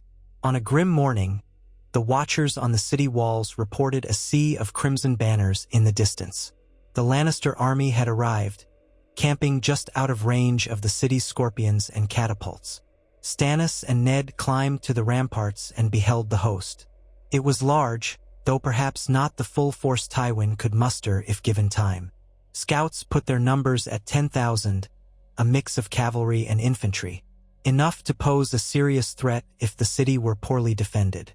But King's Landing was the largest city in Westeros, with walls built to withstand a siege. With the additional men brought by Stannis and the stiffening presence of the Northern and Stormland troops, Ned felt a cautious hope that they could hold. Yet, as the sun climbed, horns sounded beyond the walls. A small party of riders approached under another white banner, halting a bowshot from the main gate. Ned spied them through a spyglass. Tywin Lannister himself, clad in gilded plate, led the group, flanked by a banner-bearer and a half-dozen knights. The old lion wished to speak again, it seemed. The gates opened just enough for Ned and a few men to ride out and parley, meeting Tywin halfway between the city and the Lannister lines. The tension felt thick as Ned rode out with Renly at his side, both wearing full plate. A handful of knights followed, including Ser Barristan. On the Lannister side, Tywin sat tall in the saddle, his face carved of stone, green eyes cold. Around him stood men with the golden lion on their surcoats. None spoke at first. The wind whipped across the open ground. Finally, Tywin broke the silence. "Lord Stark," he said, voice resonant, "I see you stand beside my treacherous son-in-law's brother. The usurper's brother, I should say." He spared a glance at Renly, then turned back to Ned. "I have come to offer you one last chance to avoid bloodshed. Release my family and open the city gates. I will allow King's Landing a peaceful occupation under my command." Ned stared, unflinching. "You address King Stannis Baratheon's hand. He is the rightful king, recognized by gods and men. Your daughter committed treason, your grandson has no claim. The city will not open its gates to an invading host." Tywin's face was unreadable. "You have my daughter, my son, and my grandson. Such hostage-taking is beneath you, Lord Stark. A desperate measure." Renly snorted. "Spare us your moral indignation, Lord Tywin. Your family tried to seat a bastard on the throne." Tywin's gaze flicked over Renly dismissively. "You speak of bastardry, yet your brother fathered numerous bastards of his own. And do you claim the throne as well? I see Stannis is not here. Perhaps he sits cowering behind the walls." Ned held his temper. "Stannis is preparing the city's defenses. If you intend to lay siege, you will find King's Landing well provisioned and well manned. If you assault these walls, Your men will die by the thousands. Tywin's eyes narrowed. It will be a sad day for the realm if we must lay waste to its greatest city. But I will do what I must to preserve the honor and safety of my house. My grandchildren are at your mercy, Lord Stark. You hold them like common criminals. Release them, and we can discuss terms. Ned's voice turned cold. Joffrey is no grandchild of yours by law. I need not repeat the details. As for terms, if you disband your army, swear fealty to King Stannis Baratheon, and pledge to keep the peace, your family's lives may be spared. Otherwise, we will defend our king, and if you breach these walls, you will find your family's heads mounted upon them. Tywin's face flickered with anger at last. His fists clenched on the reins. You would threaten to kill children? Ned felt that old sense of shame, but he kept his tone steely. I would do what is necessary to end this war before it starts. If you truly love your family, Lord Tywin, stand down. Tywin took a breath, controlling his temper. You do not know me half as well as you think, Lord Stark. I will not cower in the west while you hold my blood hostage. If war is your choice, so be it. He turned his horse, spurring it back toward his lines. His men followed in a swirl of crimson cloaks. Ned and Renly exchanged grim looks, then turned to ride back to the gates. So war loomed again, with the Lannisters arrayed to the west and King Stannis commanding the defense from within. Ned marshaled all the city's resources, trusting in the thick walls, the moats, the gates, and Stannis's men. Night fell, and the campfires of the Lannister host glowed on the horizon like a sea of stars. The small folk of King's Landing cowered behind barred doors, praying to the Seven for deliverance. Some prayed the Lannisters would not breach the gates. Others prayed that King Stannis would show mercy. Soldiers manned the battlements, ready with arrows and boiling oil. Catapults stood loaded with heavy stones. In the pre-dawn light, horns sounded the Lannister advance. A wave of infantry surged forward, trying to test the city's outer defenses. Archers on the walls unleashed volley after volley, turning the field into a tangle of bodies. The Lannisters withdrew, regrouped, and tried again at mid-morning. Siege towers rolled forward, but Stannis had prepared pots of wildfire, courtesy of the Alchemist's Guild, which he hurled from the ramparts. Towers burst into green flame, men screaming in agony as the conflagration engulfed them. Tywin's knights tried to push in from the eastern side, hoping to find a weak spot, but found none. The city's defenses were well coordinated, Ned and Stannis moving from gate to gate, ensuring discipline. By dusk, the fields before King's Landing were littered with the dead and dying, Lannister men who had hurled themselves at the walls. Tywin pulled back, forced to encamp again, his men demoralized. That night, Ned stood with Stannis in Maegor's Holdfast, studying a map by candlelight. News arrived that a large force from the Stormlands was en route to bolster them, answering Stannis' summons. Another raven suggested that the Vale might soon send men, if Lady Lysa could be persuaded. The North had not yet arrived, but there was no word of Lannister invasions in that direction. It seemed the old lion had gambled everything on a swift strike at the capital, only to be repulsed. Stannis looked at Ned with a hint of approval, though his face remained stern. Your coup, as you call it, was well executed, Lord Stark. The city is ours, and Tywin's host falters. Soon I will bring him to heel. Justice will be served. Ned's gaze fell to the flickering candle. He remembered the carnage in the Great Hall, the men who had died so that he could prevent Joffrey's coronation. He remembered the small folk behind these walls, cowering in fear of tomorrow's battle. Honor had demanded he act, but the heavy cost weighed upon him. If the realm is spared a longer war, it will be worth it, he said quietly. Let us hope Tywin sees reason. Stannis exhaled, face unmoved. I have never known Tywin Lannister to yield once he has committed to a path. He will fight until victory or death. Ned said nothing. He felt only a somber acceptance of the battles yet to come, all born from the lightning coup he had dared to carry out in King's Landing. Though it had begun with a swirl of steel in the Great Hall, it would continue until the lion was declawed for good, or until the realm was drowned in blood. For now, Eddard Stark stood at the side of a new king, locked in a war that would determine the future of the Seven Kingdoms. Honor and duty had brought him here, and though he was no warmonger, he would see it through, come what may. Eddard Stark rose at dawn, his breath steaming in the cool air of Maegor's Holdfast. From the nearby windows, he looked down at the courtyard where soldiers were already moving about, tightening straps on armor, polishing weapons, preparing for the new day of siege. The Lannister host still glimmered beyond the walls, a mass of crimson tents and banners set against the bare trees and half-dead grasses of late autumn. The night's chill clung to the stones of the Red Keep, but no true winter had settled on King's Landing. That was a northern phenomenon still far away. Yet the tension in the city felt as oppressive as any blizzard. He had slept little since Stannis' arrival. Most nights, he found himself returning to the map tables and planning with the king or pacing the battlements to watch for signs of Tywin's next move. Word had come that Tywin's men, despite the disastrous first assaults, were busy constructing more siege engines, battering rams, trebuchets, new towers.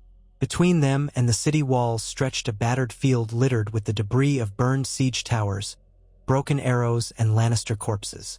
Somewhere beneath those scorched timbers and twisted bodies, the seeds of rotting conflict lay in wait.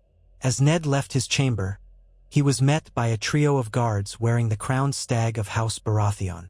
They saluted smartly, then fell in behind him. Stannis, determined to keep his new hand alive, insisted on this routine. Though the Red Keep was ostensibly secure, Ned knew the king was not wrong. Loyalists to the Lannisters might try to slay him in a corridor, or poison his food, in a final attempt to weaken the new regime. Ned tolerated the guards for the sake of caution, though he missed the quiet anonymity he'd once had wandering these halls as a simple hand. He found King Stannis in the council chamber, brooding over a large table strewn with maps. Candle stubs still burned, melted down nearly to the metal holders. Renly was there too, at the king's left, his eyebrows drawn together in frustration. Davos Seaworth, a small man with kind eyes and a weathered face, stood to the side with parchment in hand. When Ned entered, Stannis glanced up. "Lord Stark," he said in a measured tone. "We were discussing the next Lannister assault. They probed our western gate last night." He gestured to a mark on the map, a rough charcoal smudge representing the Gate of the Gods. "They might attempt a larger push today." Renly leaned on the table, favoring his left arm. The cut he had taken in the throne room was healing, but it still made him grimace if he moved too quickly. "They've learned better than to rush our walls in broad daylight, but Tywin must feel the noose tightening. The Stormland lords who joined us en route to Dragonstone are swarming the Kingswood, ready to harass his supply lines. If his men run short on grain or fodder, they'll be forced to try something desperate." Davos spoke quietly. "My scouts say that more men arrived in Tywin's camp yesterday. They bore the Red Lion of House Rain." "No, that cannot be.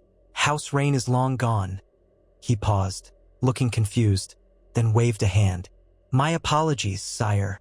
They wore a Red Lion device, but not the Lannister gold.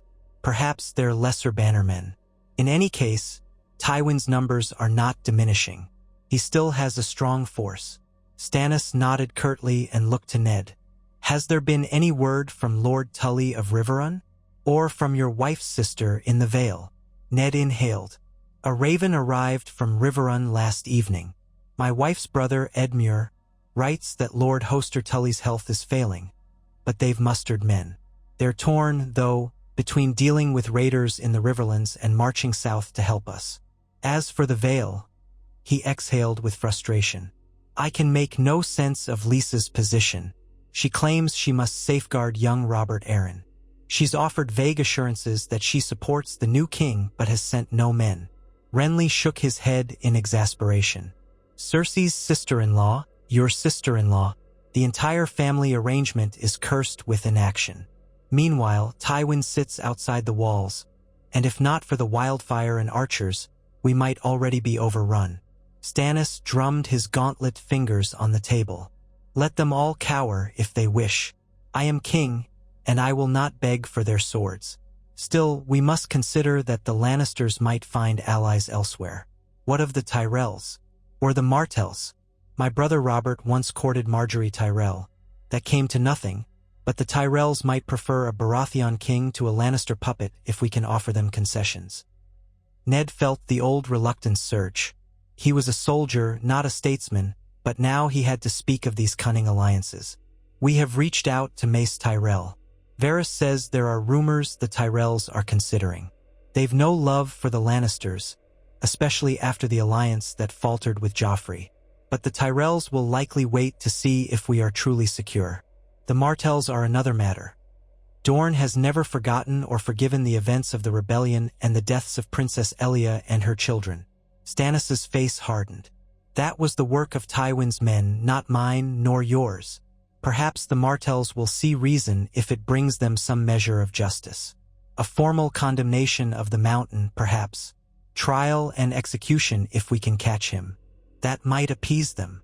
Renly's mouth twisted. One wonders if anything can appease them. Regardless, the pressing matter remains Tywin's siege.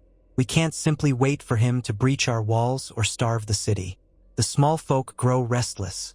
They fear a repeat of the sack, or that will burn them all alive with wildfire if the Lannisters break through. Ned inclined his head. Perhaps we should consider an attack of our own. We have the advantage of walls, yes, but if Tywin's men are encamped without strong fortifications, a sudden sortie might damage their siege works or scatter their lines. Davos nodded. A night attack with disciplined cavalry could hamper their ability to mount another assault. Of course, it's risky.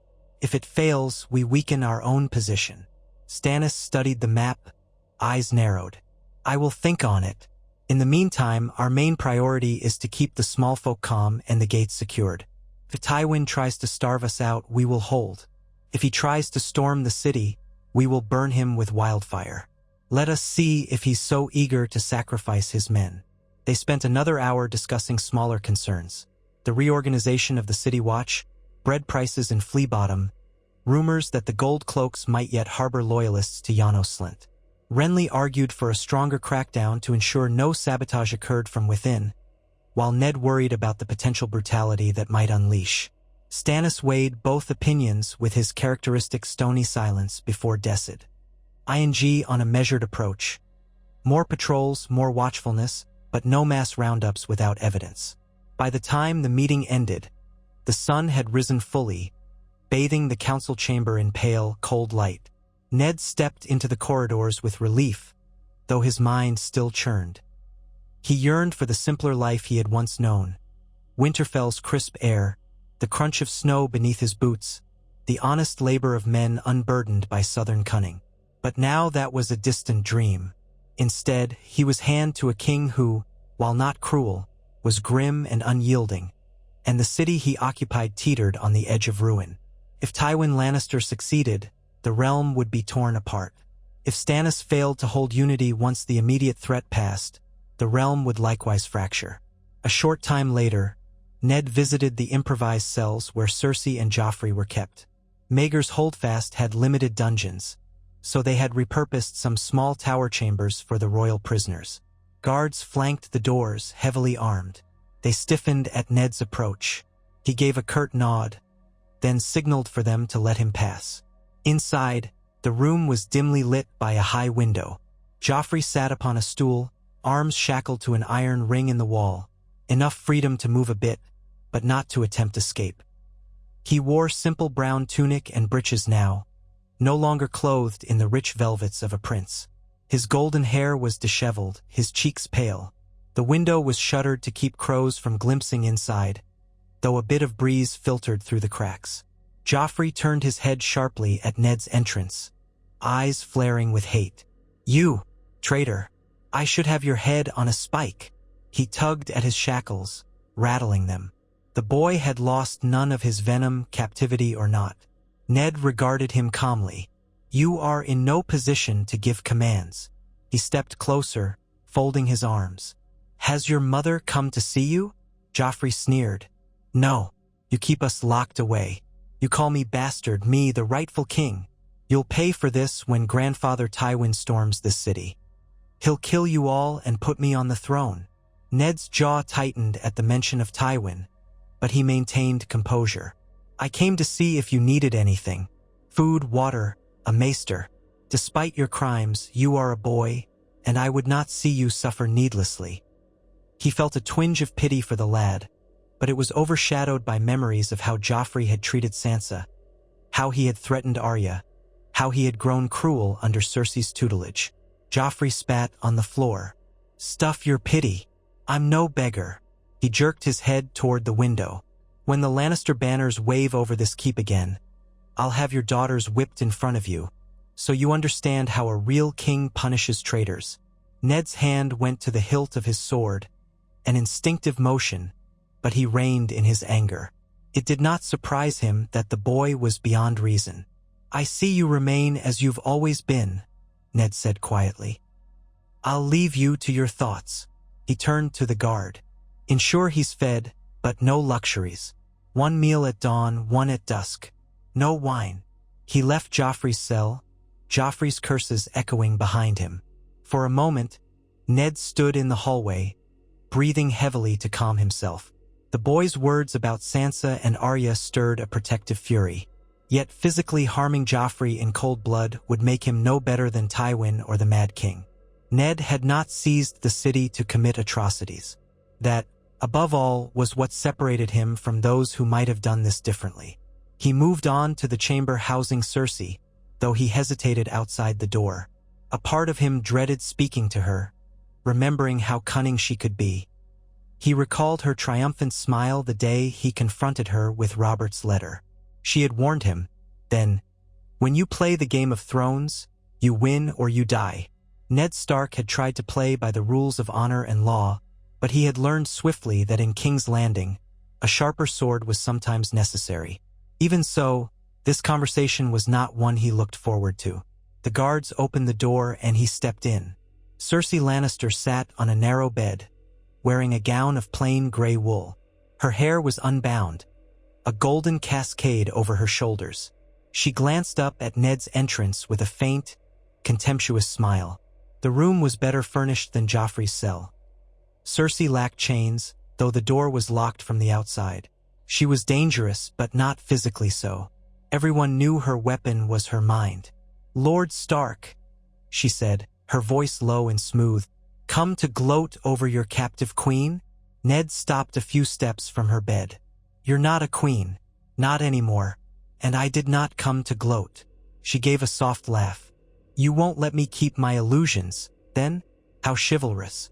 You have your king, your Stannis. Does he sleep well, knowing the entire realm despises him?" Ned frowned.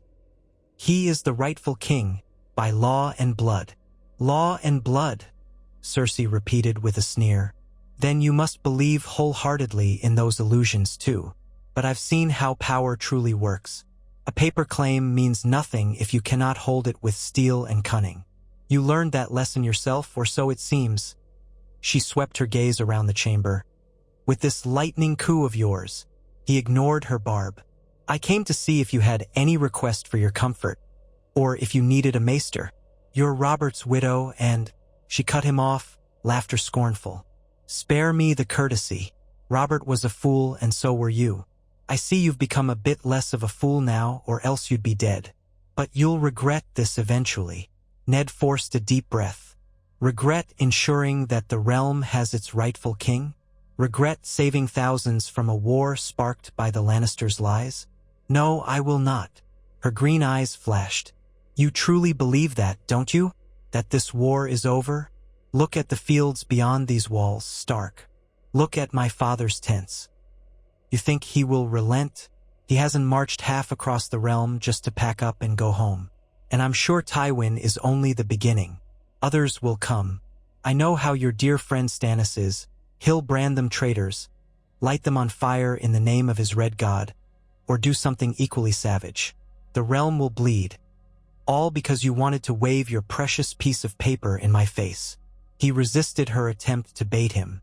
"My piece of paper was King Robert's final will. If you had heeded it, if you had let Stannis take the throne peacefully, we might have avoided bloodshed. It was your choice that led us here." Cersei tilted her head.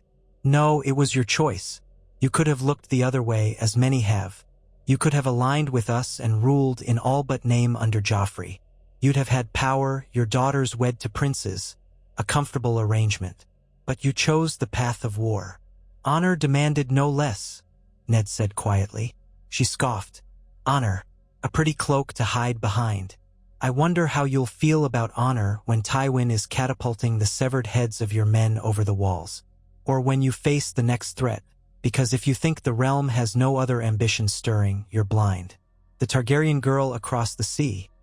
Someone might back her cause. Or a petty kingling in the Iron Islands might set himself up. Honor doesn't fill your granaries or pay your soldiers. Ned's lips thinned. We'll face those challenges as they come. For now, I suggest you think on how to atone for your crimes.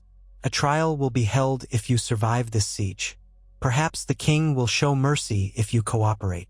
A ripple of anger crossed her face, quickly masked by a bitter smile. Mercy from Stannis Baratheon? You truly are naive. But go ahead, cling to your illusions. I'll be here, waiting to see whose illusions shatter first. He turned away, unwilling to let her words fester in his mind. At the door he paused, glancing back. If you need a maester for anything, tell the guard. I do not wish you to fall ill in here. Her laughter followed him out. How benevolent of you, my lord. Ned felt relief the moment the door shut behind him. Outside, the guards looked at him uncertainly. He gave them a brief order. Ensure she's fed and well. That is all. Then he moved on, hurrying to rid himself of Cersei's poison.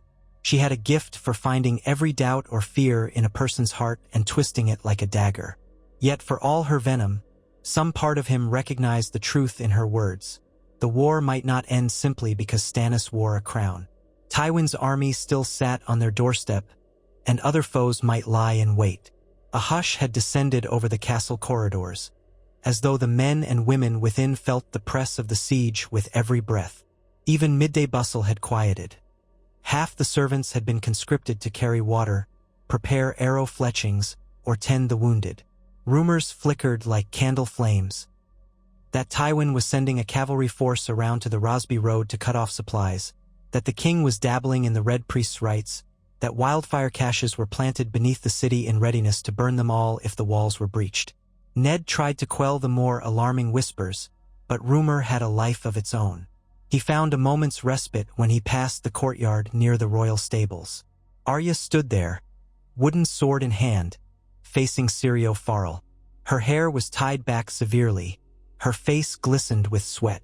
Syrio, ever watchful, circled her with graceful steps. "Move, girl," he commanded in his Braavosi accent. "Left foot forward. Keep the point up." Arya lunged, and Sirio's own wooden blade tapped hers aside. She hopped back, annoyance bright in her eyes, but she kept her posture agile as Syrio had taught her. Ned halted, smiling faintly. He realized with a start that having Arya here, practicing her water dancing, in the midst of so much blood and fear was somehow comforting. She was forging her own identity, refusing to shrink into the terror that many children might in these circumstances. He cleared his throat, stepping forward. Syrio turned and bowed with a flourish. "My lord, you come to see the lessons?" Arya brushed a lock of hair from her face, cheeks flushed. "Father, are we safe? Some men said the Lannisters attacked again last night, that they scaled the walls by the Dragon Gate." Ned knelt to look her in the eye. "It was only a small probing attempt. They didn't breach the gate and we drove them off. You don't need to fear." He placed a hand on her shoulder, studying her sweat-damp tunic. "Though I'd prefer if you kept your training indoors. We can't know what might happen in the courtyard." She pursed her lips. "But father, I can't practice properly in a cramped space. Syrio says I must learn to move freely, like water." Syrio gave an earnest nod. "It is so, my lord. The girl shows promise, but she must have room to breathe, to dance." Ned hesitated, torn between caution and the knowledge that Arya needed this outlet. "Very well," he relented after a moment, "but keep a guard nearby, and if there's any alarm or sign of trouble, You run at once." Arya brightened. "Thank you, father."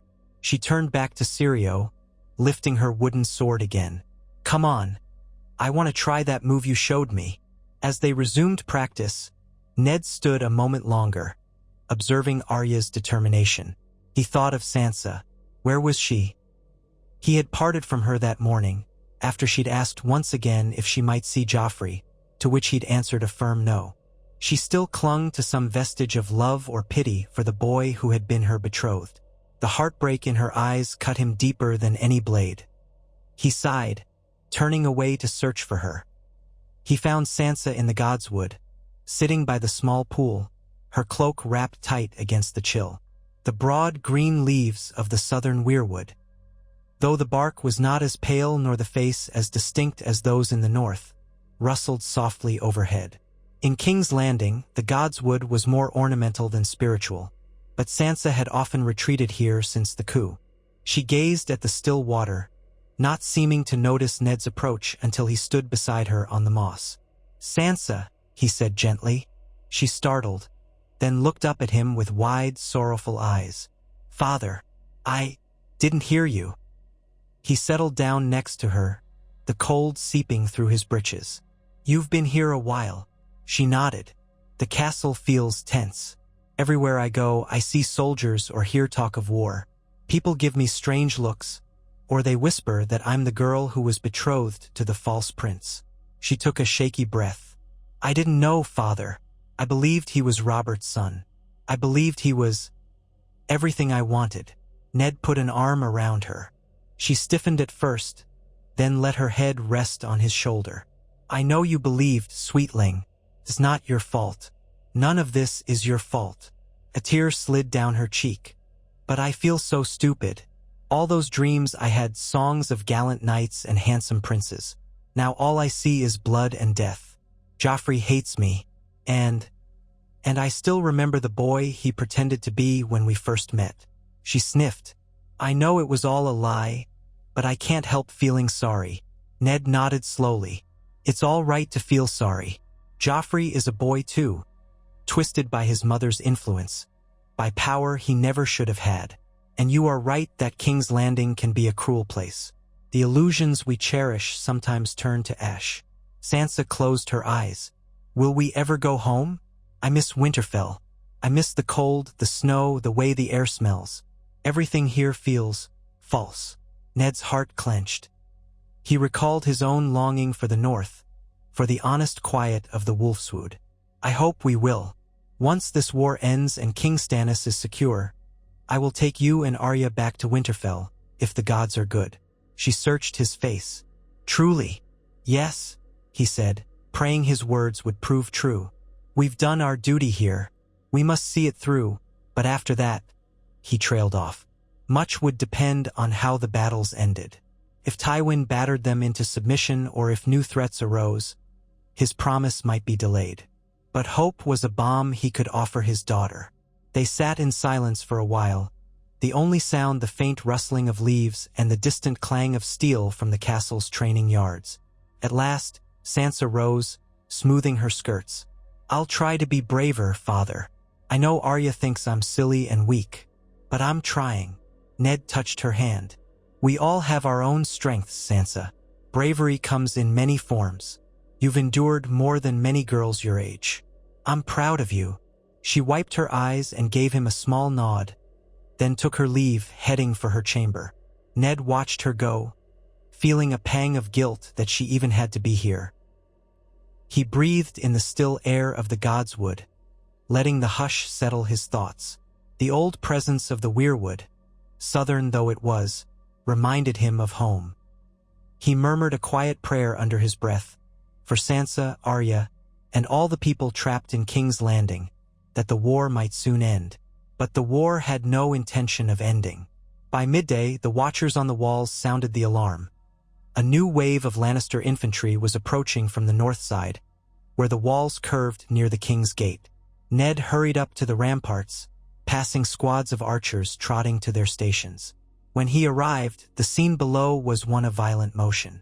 Columns of Lannister soldiers advanced, shields raised, forming a testudo under which they pushed forward a massive battering ram. Archers in the rear let loose flights of arrows toward the city walls, hoping to suppress the defenders. Stannis joined Ned on the rampart, his jaw set. "They won't breach these gates," he growled. "Archers, ready." At his signal, archers knocked arrows, drew, and loosed. A hail of shafts fell upon the Lannister ranks, peppering their shields. Men stumbled, some falling, but the formation pressed on. The battering ram, a heavy log shod with iron, trundled closer. "Oil!" Stannis barked.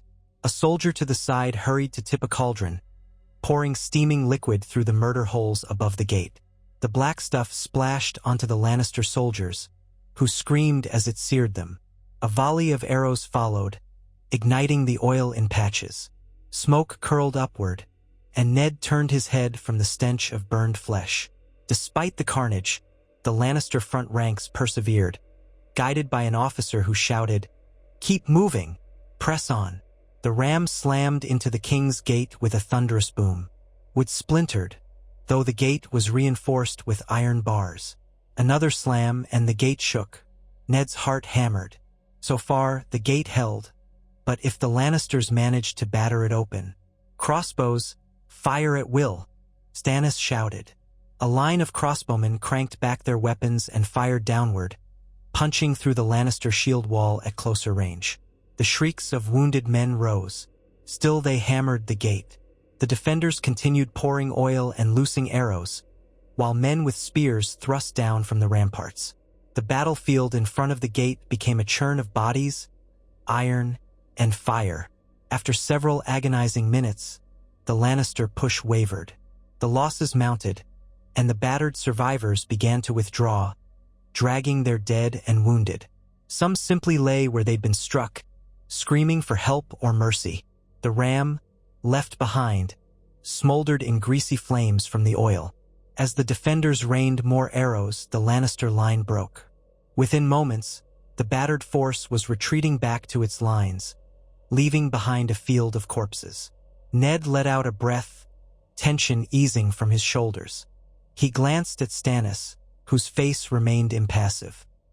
"They won't take the city that way," Ned murmured. Stannis gave a curt nod. "Tywin is desperate or testing us.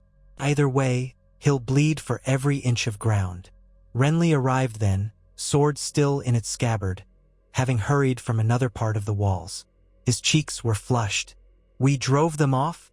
"Aye," Ned said. "They made a decent attempt at the gate, but it held." Renly looked out over the carnage below. "They lost a few hundred men at least." He paused, scanning the lines of Lannister banners in the distance. "You can see the commotion in Tywin's camp. Perhaps he'll think twice now." But Ned doubted Tywin would simply pack up and go. The old lion had proven cunning in war. He might be trying to soften the city's defenses before unleashing something else. A flanking maneuver, or a siege plan to starve them out. Winter might be far off in the south, but supplies could still run low if the city was truly cut off. They conferred with the guards, left instructions to remain vigilant, and then withdrew to coordinate with Davos about the harbor. It was rumored some smaller Lannister ships might be prowling the coast, though Tywin's main strength was land-based. The king's fleet, newly bolstered by Stannis' ships from Dragonstone, should dominate the Blackwater. Ned hoped that meant any attempt to approach by water would fail, but war rarely followed neat lines. He braced himself for the next surprise. The day wore on with no further major assaults, though sporadic arrow fire and skirmishes flared up along the walls. In the early evening, word came that a group of Lannister cavalry had ventured down the Rosby Road, presumably seeking to intercept supply wagons. Renly quickly dispatched some of his best riders to chase them off. The night settled in, cold and uneasy. Ned took his supper in the Tower of the Hand. A simple stew of barley and vegetables with a heel of bread. Only a handful of his men remained at the tower, the rest scattered along the battlements. Arya was presumably with Syrio or in her chamber, and Sansa was likely with Septa Mordane, praying or reading. Ned almost rose to check on them both, but the weight of exhaustion pinned him to his seat. A dozen pressing concerns paraded through his mind. He forced himself to eat, each spoonful tasteless. When he finally climbed into bed, he found little rest. Close to midnight, he was awakened by hurried footsteps outside his chamber. One of Stannis's guards burst in without preamble, breathless. "My Lord Hand, the king requests your immediate presence in the great hall." Ned rubbed the sleep from his eyes. "What has happened?" "A messenger from the west arrived, bearing terms from Lord Tywin, or so he says. The king is convening a war council. Please come quickly, my lord." Ned dressed hastily and followed the guard through winding torchlit corridors. A hush lay over the keep, broken only by the crackling of torches and occasional shouts of men patrolling the walls. The great hall doors stood open, revealing a sparse gathering within. Stannis on the Iron Throne, Renly at his side, Davos, Ser Barristan Selmy, a handful of knights, and a cloaked figure in the center of the floor, flanked by Baratheon guards. The newcomer had the look of a courier. Dusty cloak, boots worn from the road, face streaked with grime. Stannis sat rigidly on the throne, eyes cold. "Lord Stark, you've arrived," he announced. "This man claims to bear a message of parley from Lord Tywin Lannister. Let us hear it." Ned took his place beside Renly, glancing at the courier. "Speak, then," he said, voice echoing in the vast hall. The messenger cleared his throat, gaze flicking around warily. "Lord Tywin Lannister offers to lift his siege and return west with all his forces. In exchange, you will release his daughter, Queen Cersei, and his son, Ser Jaime, and his grandson, Prince Joffrey, into his custody unharmed. Additionally, he demands that King Stannis sign a document acknowledging that House Lannister remains in good standing with the crown, with no punishments levied against them for the events of the past months." Silence followed the courier's words. The torchlight cast wavering shadows on the carved features of the hall. The gold in the throne glimmered. Ned felt a flicker of astonishment. Tywin was offering to withdraw? That was far more generous than the defiant refusal he had shown earlier. But the price, releasing the key Lannisters, letting them simply walk away, seemed steep indeed, and it guaranteed no justice for their crimes. Stannis's expression did not soften. He leaned forward, his voice echoing. "So Tywin demands that I kneel before his arrogance, restore his children to him, and let them go unpunished? In return, we have only his word that he will withdraw." The courier swallowed. "Yes, your grace. Lord Tywin said it was the only way to prevent further bloodshed. He claims to have no desire to see King's Landing burn, nor thousands more die." Renly snorted. "A pretty lie. Tywin's never hesitated to spill blood if it served him." Davos stepped forward slightly, arms crossed. "Even if the lion withdraws now, he might simply gather more forces and strike again. And we'll have lost our hostages." "That's my thought as well," Ned said grimly. "We hold Joffrey, Cersei, Jaime, bargaining chips that keep Tywin from a full-scale assault. If we give them back so easily, what's to stop him from mustering a larger army, forging new alliances, and returning with a vengeance?" The courier's shoulders tensed. "Lord Tywin said that your refusal will be considered final. There will be no more parley. He will fight to the end, and if you lose, your lives and the city will be forfeit." Stannis rose from the throne, cloak swirling around him. "I am Stannis of House Baratheon, the rightful king. If Tywin wants to cower behind threats, so be it. My answer is no. Tell your lord we will not hand over these criminals. If Tywin truly wants to save bloodshed, let him surrender unconditionally, swear fealty to me, and place himself in my power to face justice for his crimes." The courier's face fell. "Your grace, do you wish me to convey that precisely?" Stannis's mouth tightened. "Word for word." Renly said, "We can spare you from returning if you fear for your life. But if you've sworn to serve Tywin, I expect you will do as you must." The courier hesitated, then bowed stiffly. I will deliver your words. May the gods have mercy on us all." He was escorted out of the hall, footsteps echoing in the gloom. When the doors closed, Stannis exhaled. That's the end of peace talks, if ever they were genuine. Prepare for Tywin to strike hard in the coming days. Ned glanced around at the men. If we weather another assault or two, perhaps the Lannister host will break. Tywin's men must sense the futility. We've thrown back multiple attempts. Their morale may falter. Renly scratched his beard thoughtfully.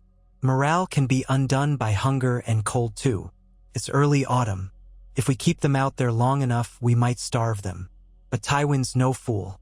He'll do everything he can to starve us first. Supply runs are already dangerous. Stannis's eyes were dark. Very well. Barristan, you will oversee the city's defenses at the Dragon Gate. Renly, muster the cavalry to watch for flanking movements. Davos, coordinate the fleet so that no ships bring supplies to the Lannisters. Lord Stark, remain with me. I want your counsel. They dispersed to their tasks, leaving Ned with Stannis in the echoing hall. The king strode down the dais, chainmail rustling under his cloak. He paused in front of Ned. You have regrets, he said quietly. It was not a question. Ned thought of the day he'd seized the throne room, the carnage on the floor, the men who had died. He remembered Robert's final words. He recalled the pure rage of Jaime as they fought, and the tears on Sansa's cheeks. Only that we did not find a peaceful way, he admitted. But you are the rightful king. I had no choice but to act. Stannis studied him. I too am no man for games.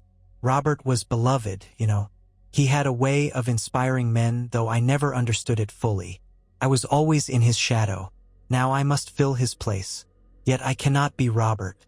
I will not slap men on the back and buy them drinks at the local tavern.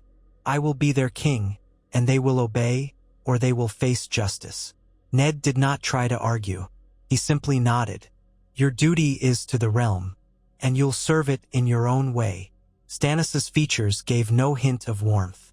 We must see this through, you and I, until the lions bend the knee or are destroyed. Will you stand with me to the end? Ned recalled the vow he had made to Robert so many years ago, the vow that had drawn him into rebellion and eventually placed him here. Yes, I will stand by you. Stannis nodded, turning away. Very well. War awaits. Make your preparations, Lord Hand. They parted ways in the hall. Ned returned to the Tower of the Hand, heart leaden. As he entered, one of his older guards, Tomard, approached with a worried expression. My lord, there's a man in the yard asking for you by name. He says he's come from the Riverlands. Ned's brows rose. The Riverlands? Who is he? Calls himself Lord Jacelyn Bywater. A knight, though he says he's left the city watch. He traveled with some men who claim to have parted ways with the Lannisters. They arrived secretly by boat. He begs an audience with you.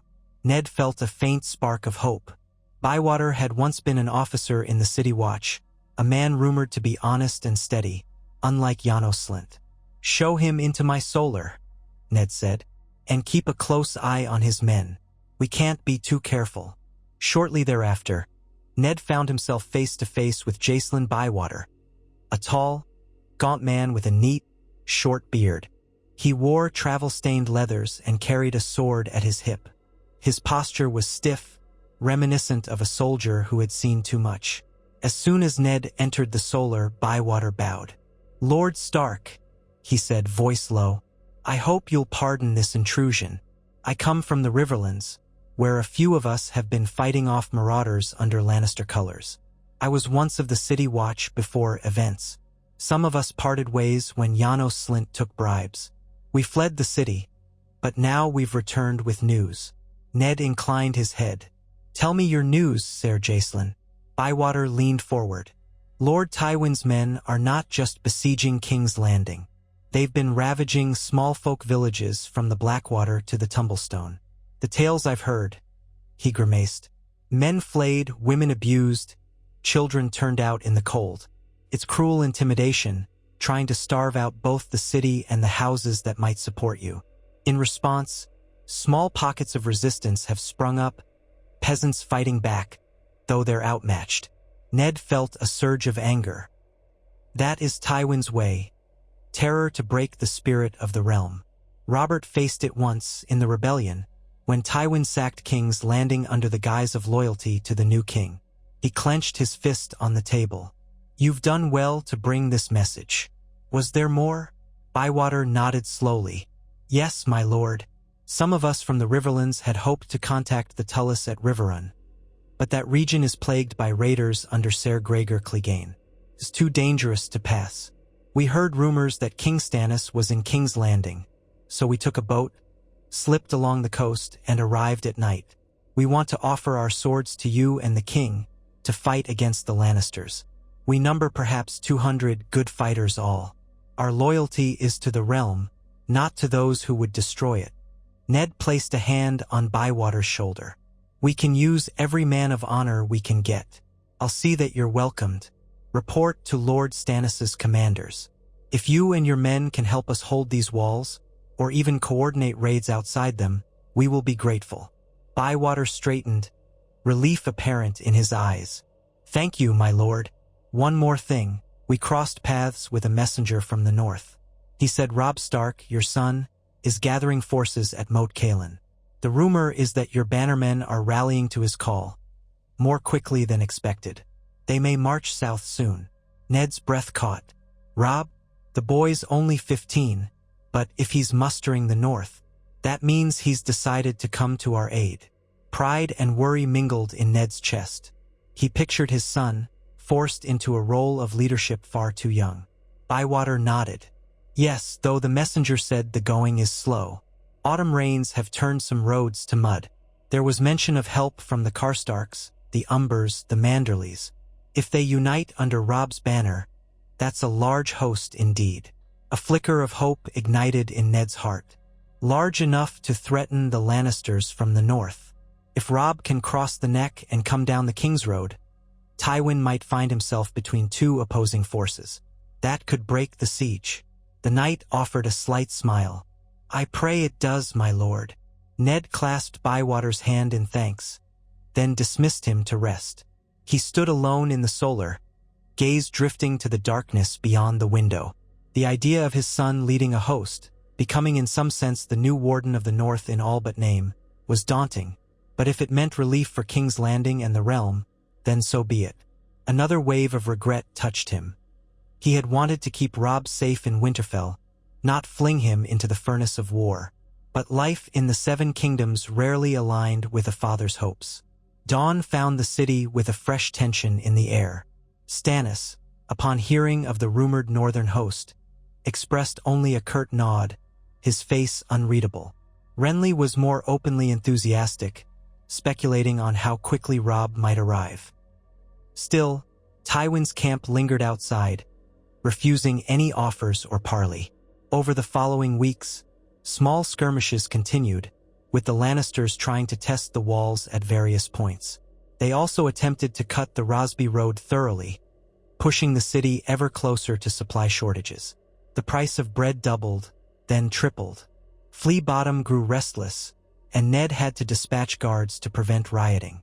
Some men whispered that if the city starved, the gates might be thrown open from within by desperate smallfolk. At times, Ned found himself relying more and more on Peter Baelish for the logistics of buying food, ensuring gold was spent shrewdly. Peter seemed to delight in the crisis, though he masked it with polite courtesy. Varys offered sly hints at his network of whispers. News of Lannister attempts to bribe certain City Watch captains, rumors that the Tyrells were massing men near Highgarden. Uncertain whether to side with Stannis or wait, Ser Barristan drilled the men relentlessly, a calming, steady presence. Weeks stretched into a month, and winter began to creep closer, though the southern air remained mild enough. The Lannister siege continued with no grand assaults, more of a strangling hold. The city's mood darkened further as hunger gnawed. People remembered the horrors of the last time an army sacked King's Landing.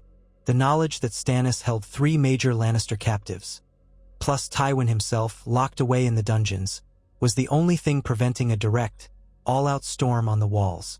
On one crisp morning, though, a cry of alarm rang from the walls near the Iron Gate.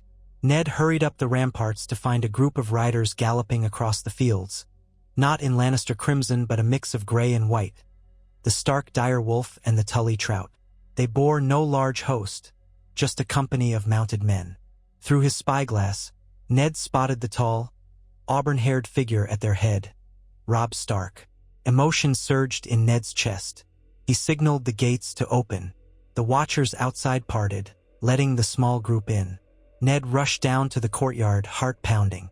There, amid a ring of onlooking guards, Robb Stark slid off his horse. He looked older, sharper, than the boy Ned last saw at Winterfell. A partial beard shadowed his jaw, and his eyes held a determined glint. He wore a half-cloak of direwolf fur. Next to him rode the great Jon Umber, an imposing man with a booming voice, and a few more northern lords. Rickard Karstark, who wore a grim expression, and Roose Bolton, pale and unreadable. "Father," Robb said as Ned approached, breath ragged from the ride. He bowed his head, though he was nearly as tall as Ned now. Ned clasped Robb's shoulders, eyes shining.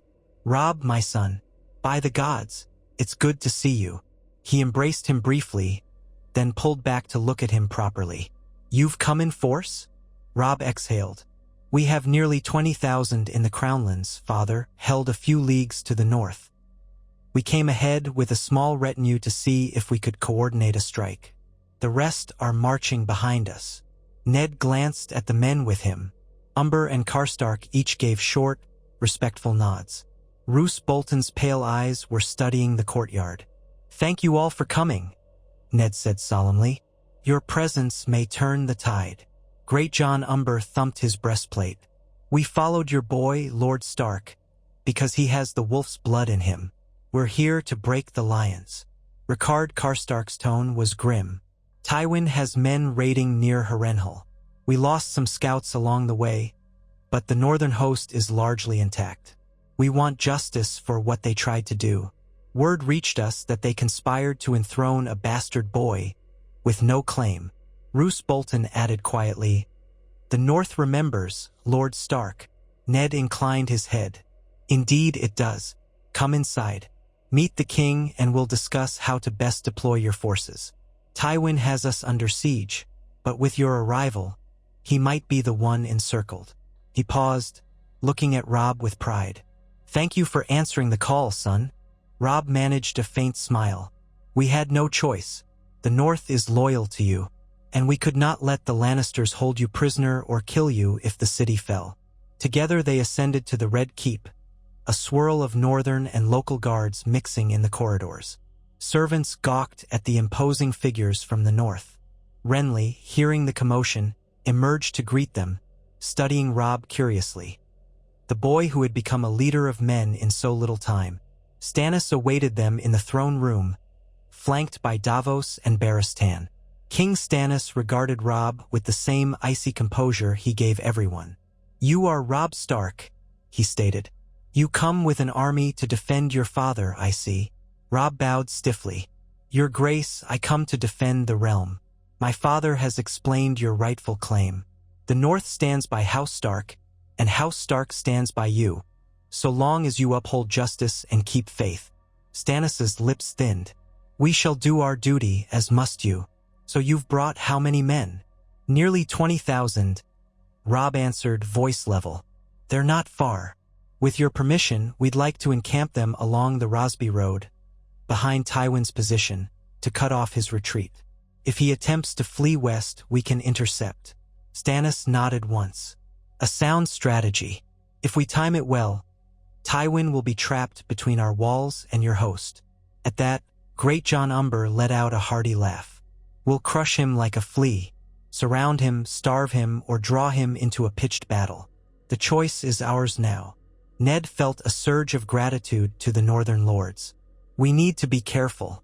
Tywin is cunning. If we spread ourselves too thin, he might find a gap or attempt some trick." Bolton's smooth voice interjected. "We have enough men to form a tight net, especially if we keep outriders fanned wide. My Lord Stark, we can also look to the possibility of harassing Tywin's camp. Night raids, sabotage. Wear them down before a final engagement." Stannis considered, glancing at Ned. "You've faced Tywin's cunning before, Lord Stark. Will he attempt a breakout or fight to the death?" Ned rubbed his jaw. "In Robert's rebellion, Tywin waited until the city was nearly fallen before he turned on the Mad King. Now, with all his children captive, he may fear losing them if he runs. But at the same time, he might attempt a bold stroke to rescue them. We should expect anything. Robb stepped forward, youthful determination bright in his eyes. Then let's strike before he does. We can coordinate an assault from the city at dawn, while my men attack from behind. Tywin's lines will be disrupted. He'll either break or surrender. Renly nodded, excited. Yes, a pincer movement. But we must keep enough men on the walls in case his forces rush the city at the same time. Stannis turned to Davos. Have the ships launch flaming arrows at the Lannister camp from the riverside if they try to shift that way. Barristan, gather the gold cloaks we trust. Lord Stark, prepare the men who fought in the coup, your personal guard, plus the loyal knights. We'll open the main gate at the right moment, once Robb's cavalry is in place behind them. We'll smash Tywin from both sides. A plan took shape quickly, hammered out among them in terse conversation. The watchers on the ramparts would keep an eye on Tywin's dispositions. Robb and his lords would move under cover of darkness to encircle the Lannister camp from the north, with scouts to watch for any attempt at escape. At first light, once signals were exchanged, trumpets or horns perhaps, the city gates would open and Stannis' men would surge out to engage Tywin's front lines. Meanwhile, the northern host would crash into the Lannisters' rear. If all went well, Tywin would be pinned, forced either to yield or be slaughtered. That night, Ned accompanied Robb to the walls, pointing out the Lannister campfires in the distance. They stood together, father and son, in the glow of a torch. "You've grown into a commander, Robb," Ned said quietly, proud but wary. "Are you ready for the blood that might flow tomorrow?" Robb set his jaw. "I've seen blood already in the Riverlands. The Lannisters burned villages, tortured small folk. War is terrible, but letting them continue is worse." He hesitated. "Are you sure you're ready, father? They say the last time you left these walls in force, you were so badly outnumbered it took a miracle to survive." Ned thought back to the moment he had seized the throne room. "I was outnumbered, but the city was full of unsuspected allies, or at least men who disliked the Lannisters. I had no illusions. Now, though, we have a plan and 2 armies. We stand a far better chance." Robb nodded, his voice fierce with youthful conviction. "Then we'll finish this." They clasped hands, father and son, the wind whipping at their cloaks. Far below, the faint torches of the northern host began to stir, men forming silent columns to march into position behind Tywin's lines. The city, too, hummed with activity as Stannis' knights readied weapons and the gold cloaks stood to arms. Dawn broke pale and cold over King's Landing. The signal horns sounded, reverberating across the battlements. From the top of the walls, Ned watched as Tywin's camp stirred. The Lannisters must have been caught off guard by the massive northern force that had materialized overnight. Their outriders galloped around, trying to gauge this new threat. Stannis, clad in dark plate with the flaming heart of his new faith etched on the breast, rode to the gate with Renly, Barristan, and a wedge of knights. Behind them marched disciplined ranks of foot soldiers, interspersed with archers. Further back were companies of men Ned had chosen. His northern retinue, the more loyal gold cloaks, and men like Jacelyn Bywater who had come from the Riverlands. Ned himself mounted a sturdy warhorse, checking his sword belt. He felt the old anxiety and focus that came before a battle, a swirl of fear and resolve. The gate groaned as it opened. Sunlight spilled through, and Stannis spurred his horse forward. Ned followed.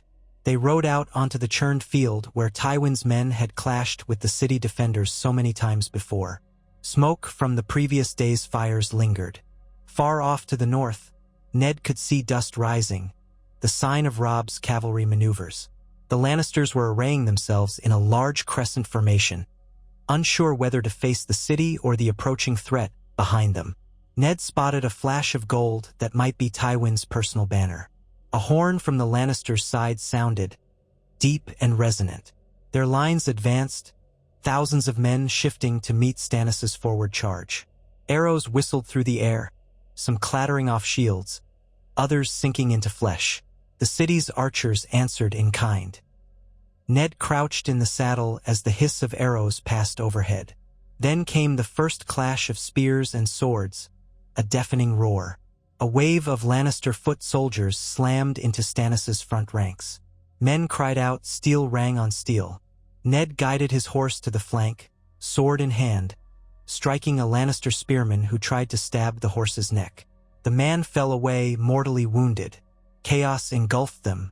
Knights in shining armor battered footmen aside, but some were pulled from their saddles by desperate hands.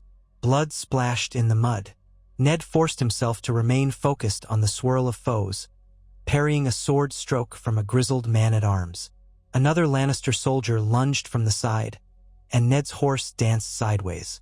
Ned nearly lost his balance but recovered and thrust downward, scraping across the man's mail. Near the center, Stannis led a wedge of heavily armored knights, pressing deeper into the Lannister lines. Their discipline told. The Lannisters, uncertain whether to hold or retreat from the city, fought as individuals rather than a cohesive unit. When the northern horns blared from behind them, panic rippled through their ranks. Ned glimpsed cavalry banners at the Lannisters' rear. The direwolf of House Stark, the sunburst of Karstark, the giant of Umber. Robb's men had engaged. Suddenly, the Lannisters' formation began to collapse inward. Shouts of alarm and confusion spread.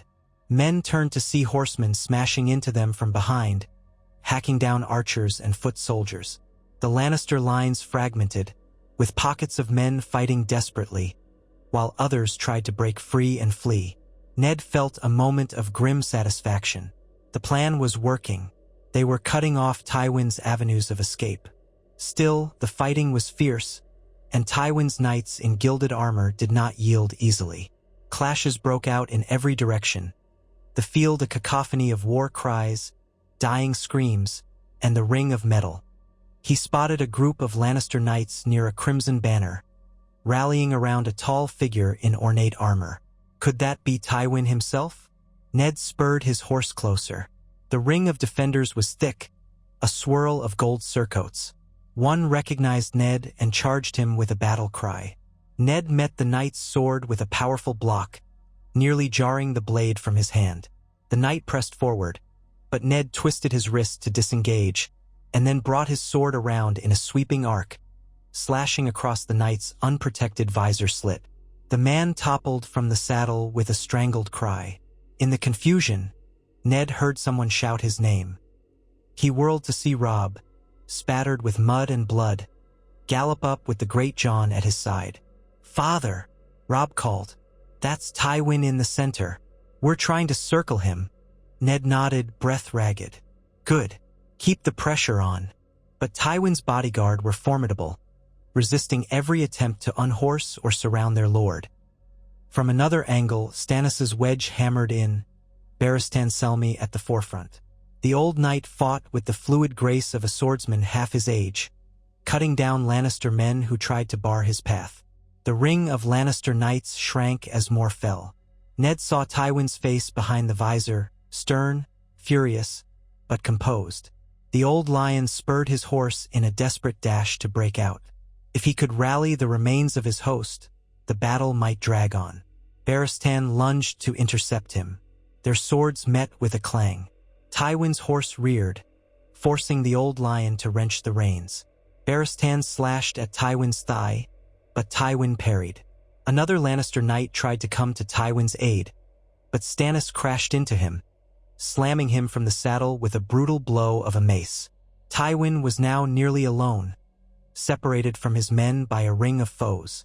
He bared his teeth, swiveling his horse in a circle, sword poised. Blood streaked his gilded armor, though it was unclear if it was his or others. Slowly, Stannis and Barristan advanced, while Ned and Robb approached from behind, forming a rough semicircle. "It's over, Lannister," Stannis barked. "You are surrounded. Yield or die." Tywin's gaze flicked between them. He glanced at Robb, then at Ned. A spasm of fury crossed his features. He raised his sword as though to fight on, but with a shuddering breath, he let the tip lower. "Damn you all," Tywin said, voice hoarse. I yield. A hush fell over that small patch of battlefield. Lannister survivors within earshot started dropping their weapons. The intangible momentum of battle shifted irrevocably. Men began surrendering or fleeing en masse.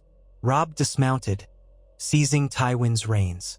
Ned remained in the saddle, breathing hard, scanning the field for any pockets of stubborn resistance. Everywhere, Lannisters were throwing down arms or running in panic from the northern cavalry. The city's forces pressed them from the front, the north from the rear. Within half an hour, the entire Lannister host was thoroughly broken or captive. Stannis dismounted, stepping closer to Tywin, whose face was a mask of cold contempt. "You started this war by foisting an impostor on the throne," Stannis said, voice trembling with anger. "Now you will face justice." Tywin's only reply was a murderous glare. Sporadic fighting continued in the surrounding fields as small pockets refused to yield or did not hear the surrender. But by midday, the battlefield lay quiet. Smoke curled from a few small fires.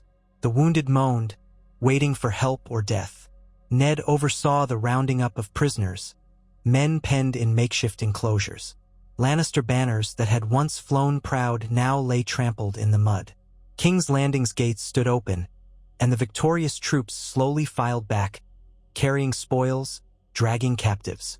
Some cheered for King Stannis, though the reaction was muted, overshadowed by exhaustion and the weight of the day's bloodshed. Among the captives were many knights of high birth, some sullen, others relieved to be alive. Tywin was kept separate under heavy guard. Ned, Stannis, and Robb convened in the Great Hall once again, this time to pronounce the realm's triumph over the immediate threat.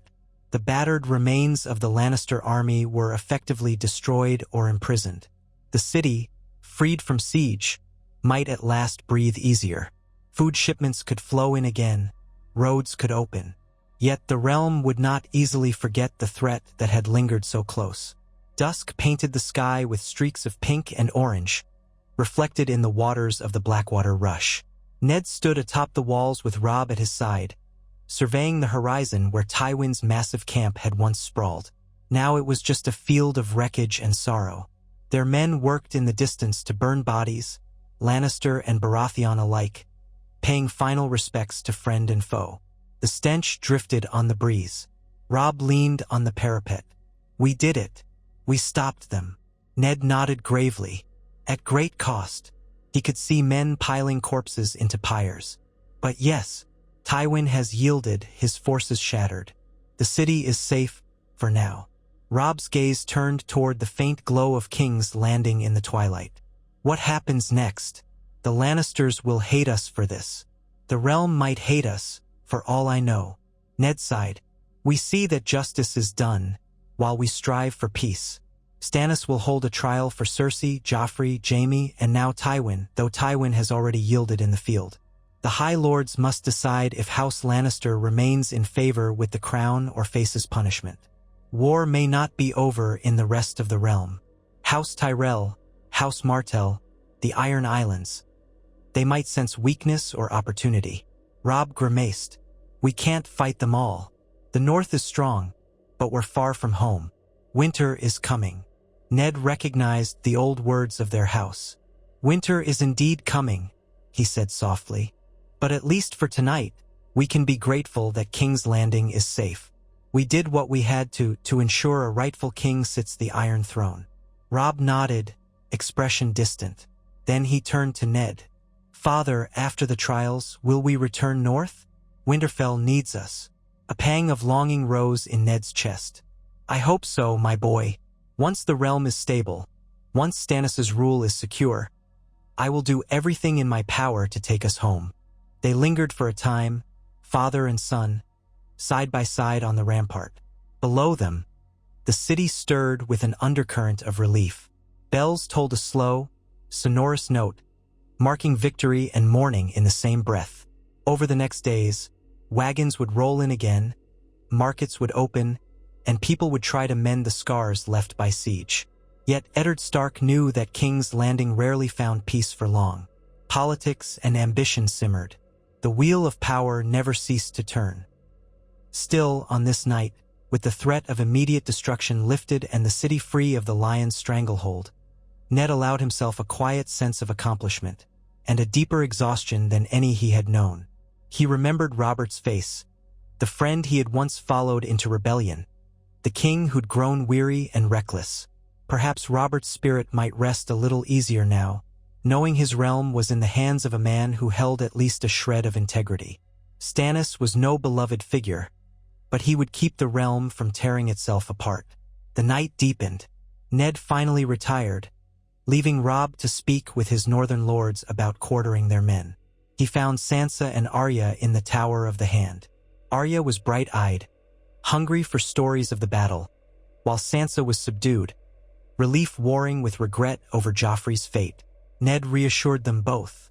"The war here is done," he murmured, stroking Sansa's hair, which was disheveled from worry. "We'll see what justice King Stannis brings, and then, God's willing, we'll go home." He felt the full weight of the coup and the war pressing down on him. It had been a single, decisive blow in the Great Hall that changed the course of the realm, capturing Joffrey, Cersei, Jaime, and Tywin, ensuring a rightful Baratheon ascended to the throne. It saved countless lives that might have been lost in a protracted civil war. Yet it had also set off a chain of consequences, culminating in the final confrontation outside the walls. The realm was battered, but not broken, and the future lay uncertain. Ned took a measure of solace that House Stark still stood, that he had protected his daughters, that the city was not put to the torch. 2 days later, the aftermath of the battle took its official form in the Great Hall. Once again, Stannis convened a gathering, summoning the lords of the realm who were present: Northern lords, Crownlands lords, Stormland lords, the few loyal Westermen who had surrendered. The hall was packed to overflowing. Guards stood at every column, tension still thick in the air. At the foot of the Iron Throne, the captured Lannisters were brought forth. Jaime glared with undisguised hatred, arms bound behind his back. Cersei wore a look of haughty disdain, though her disheveled hair and simple gown betrayed her captivity. Joffrey was pale, trembling, eyes darting about for an escape. Tywin walked slowly, each step exuding contained fury, though his face remained a mask. Ned stood beside Stannis, who sat upon the throne with the crown resting on his brow. The king's voice echoed as he pronounced the charges: high treason, conspiracy to place a false claimant on the throne, murder, and more. Tywin's visage did not flinch, but the muscles in his jaw tightened. Joffrey cried out that he was the rightful king, but the hall was silent save for the whispered condemnation of the assembled lords. Stannis demanded Tywin plead. Tywin's reply was cold: "I have already yielded in the field. That was my confession. Do as you will, Baratheon. You hold the advantage, but you may find the cost of executing us too high. The realm still depends on gold, and House Lannister has gold in abundance." A ripple of unease swept the room. Many lords indeed relied on Lannister wealth in some capacity. Stannis's eyes narrowed. "You think to buy your lives with gold?" "I think to spare the realm from further chaos," Tywin said evenly. "Kill us all and watch half the realm rebel. Or name your terms and let the realm have peace." Cersei, standing near Tywin, hissed, "Father, do not let them degrade us." "Silence," Stannis snapped. His expression was unreadable, but Ned knew the king faced a dilemma. The Lannisters were beaten, yes, but a total purge could spark new conflicts. Even in victory, practicalities had to be considered. Stannis flicked his gaze to Ned. "My Lord Hand, have you counsel on this matter?" Ned stepped forward, measuring his words carefully. "These Lannisters have committed grave crimes. Justice demands punishment. Yet the realm may be best served if not all the West rises in revolt. A measured approach could suffice. Punish the guilty with imprisonment or exile. Spare those who might keep the West stable under the crown's authority." A murmur ran through the hall. Some lords called for blood, vengeance for the horrors inflicted. Others urged caution, citing the risk of further rebellions. In the end, Stannis pronounced a compromise. Jaime and Cersei would stand trial for their roles in inciting treason, murder, and incest. Joffrey was to be placed in the custody of the crown indefinitely, a bastard child, stripped of princely titles. Tywin, having yielded in open battle, would be allowed to remain Lord of Casterly Rock under strict conditions. Heavy reparations to the crown, acceptance of Stannis' sovereignty, and the promise that if he rebelled again, the entire line of Lannister would be attainted. It was a harsh settlement, but not an outright extermination. Tywin's eyes were cold slits as he bowed stiffly. "As you command, your grace." In that moment, Ned saw how humiliation stained the proud lion's soul. Tywin had lost both the political game and the battlefield. It was a victory few could ever have imagined. Cersei shrieked, outraged at the notion of a trial. Jaime cursed, but the guards subdued them. The hall rippled with shocked discussion. Joffrey started screaming that he was king, cursing Stannis and Ned and everyone else, until a guard cuffed him to silence. King Stannis then declared the session ended, the prisoners to be removed for sentencing at a later date. In the days that followed, the city began to mend. Merchants returned, ships docked, and markets reopened. The northern host helped hunt down the last Lannister stragglers outside the city. Small folk came out of hiding, though they eyed the banners of the new king with uncertainty. Cersei and Jaime languished in cells, while Joffrey sulked under guard, learning that no one bowed to him anymore. Tywin was kept under a form of house arrest in a suite within the Red Keep until final details of the reparations were concluded. He refused to speak to Ned, but occasionally conferred with Stannis about logistics, gold shipments, and how to quell any leftover pockets of Lannister loyalists. As the realm settled, Stannis began issuing royal decrees, confirming northern autonomy under House Stark, naming certain lords to the small council, starting an inquiry into the sins of the previous regime. Renly lingered in King's Landing, at times quarreling with Stannis over matters of state. Peter Baelish and Varys resumed their shadowy roles, though Ned tried to keep a watchful eye on them both. The treasury was still precariously empty, and loan negotiations with the Iron Bank of Bravos began. Barristan Selmy remained Lord Commander of the Kingsguard, tasked with restoring the White Cloak's honor after the scandal of Joffrey's usurpation. And Ned, at last, began to plan his return north. One morning, after finishing business in the council chamber, he found Robb in the courtyard, speaking with the Great John about distributing plunder to the soldiers. Ned caught Robb's arm. "I'm writing to the king to ask for permission to go home." Robb's eyes brightened. "You think he'll grant it?" Ned shrugged. "He should. Our presence was to ensure he kept the city safe from the Lannisters. They are defeated. I've served my purpose as hand. If he wishes me to remain, I'll remind him of my vow. Once his rule is stable, I return to Winterfell." He placed a hand on Robb's shoulder. "And you'll come with me, along with as many men as we can spare to rebuild the North's strength." Robb gave a relieved nod. "Good. The men grow restless here. They want to see their families, their lands. They followed me out of loyalty to House Stark." So Ned went to Stannis, who was meeting with Davos and a scribe in the old council chamber. He bowed. "Your Grace, I have come to speak of Winterfell. The city is secure, Tywin has yielded, and I feel my duty here is largely done. Would ask leave to step down as hand and return home with my family and my bannermen." Stannis glanced up. His eyes were unreadable. "You would abandon your king, Lord Stark?" Ned shook his head. "Not abandon, sire. Fulfill my vow. I swore to help you secure the realm after Robert's death. You wear the crown now, and the greatest threat, House Lannister, has been subdued. My presence here is no longer crucial, and the North needs its lord." Stannis's mouth tightened in that way he had when pondering. Davos said quietly, "Your Grace, the North has given much.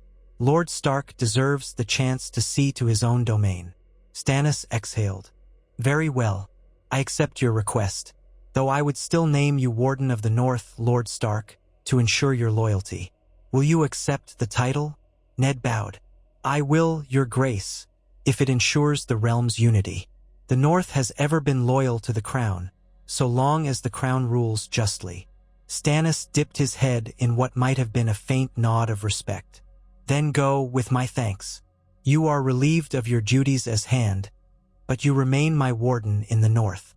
Keep watch for any new threats. If the Targaryen girl across the sea stirs, or if the Iron Islands rouse themselves, I will call on you." Ned stood.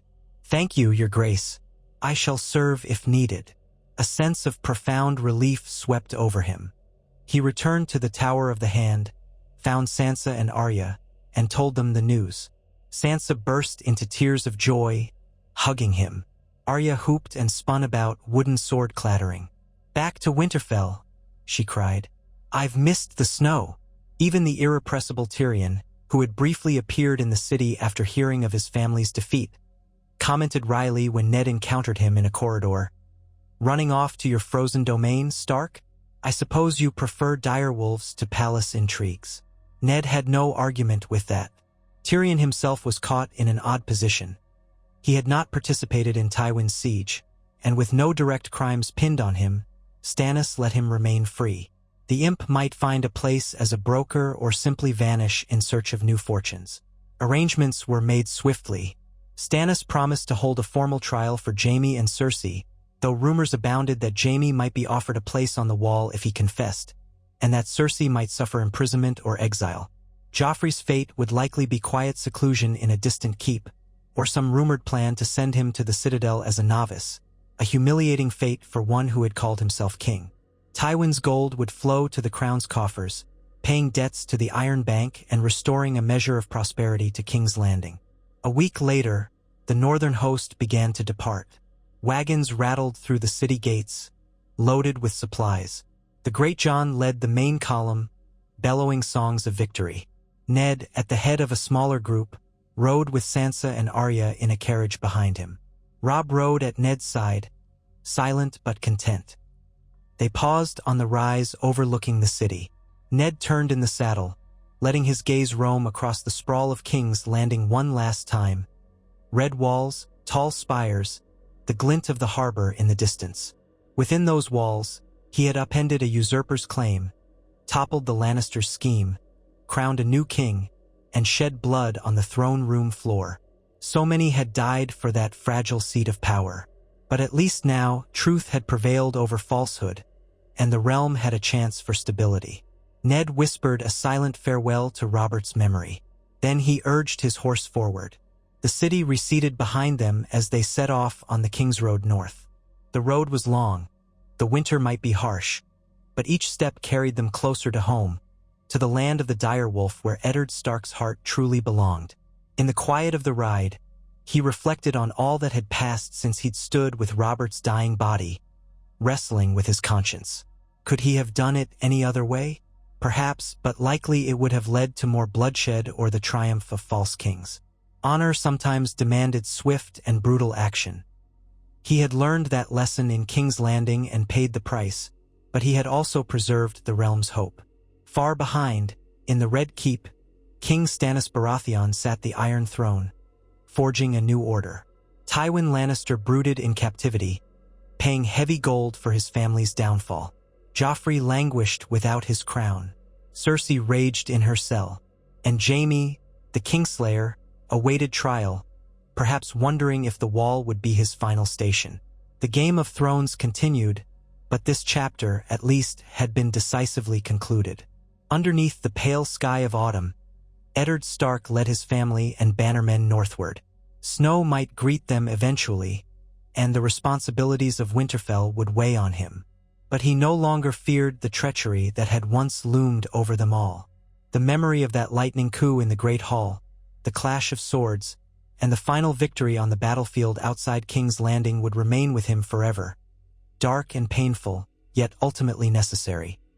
He had done his duty to protect the realm from a false king, and now he was free to reclaim the life he'd left behind, as best he could, in the north he loved.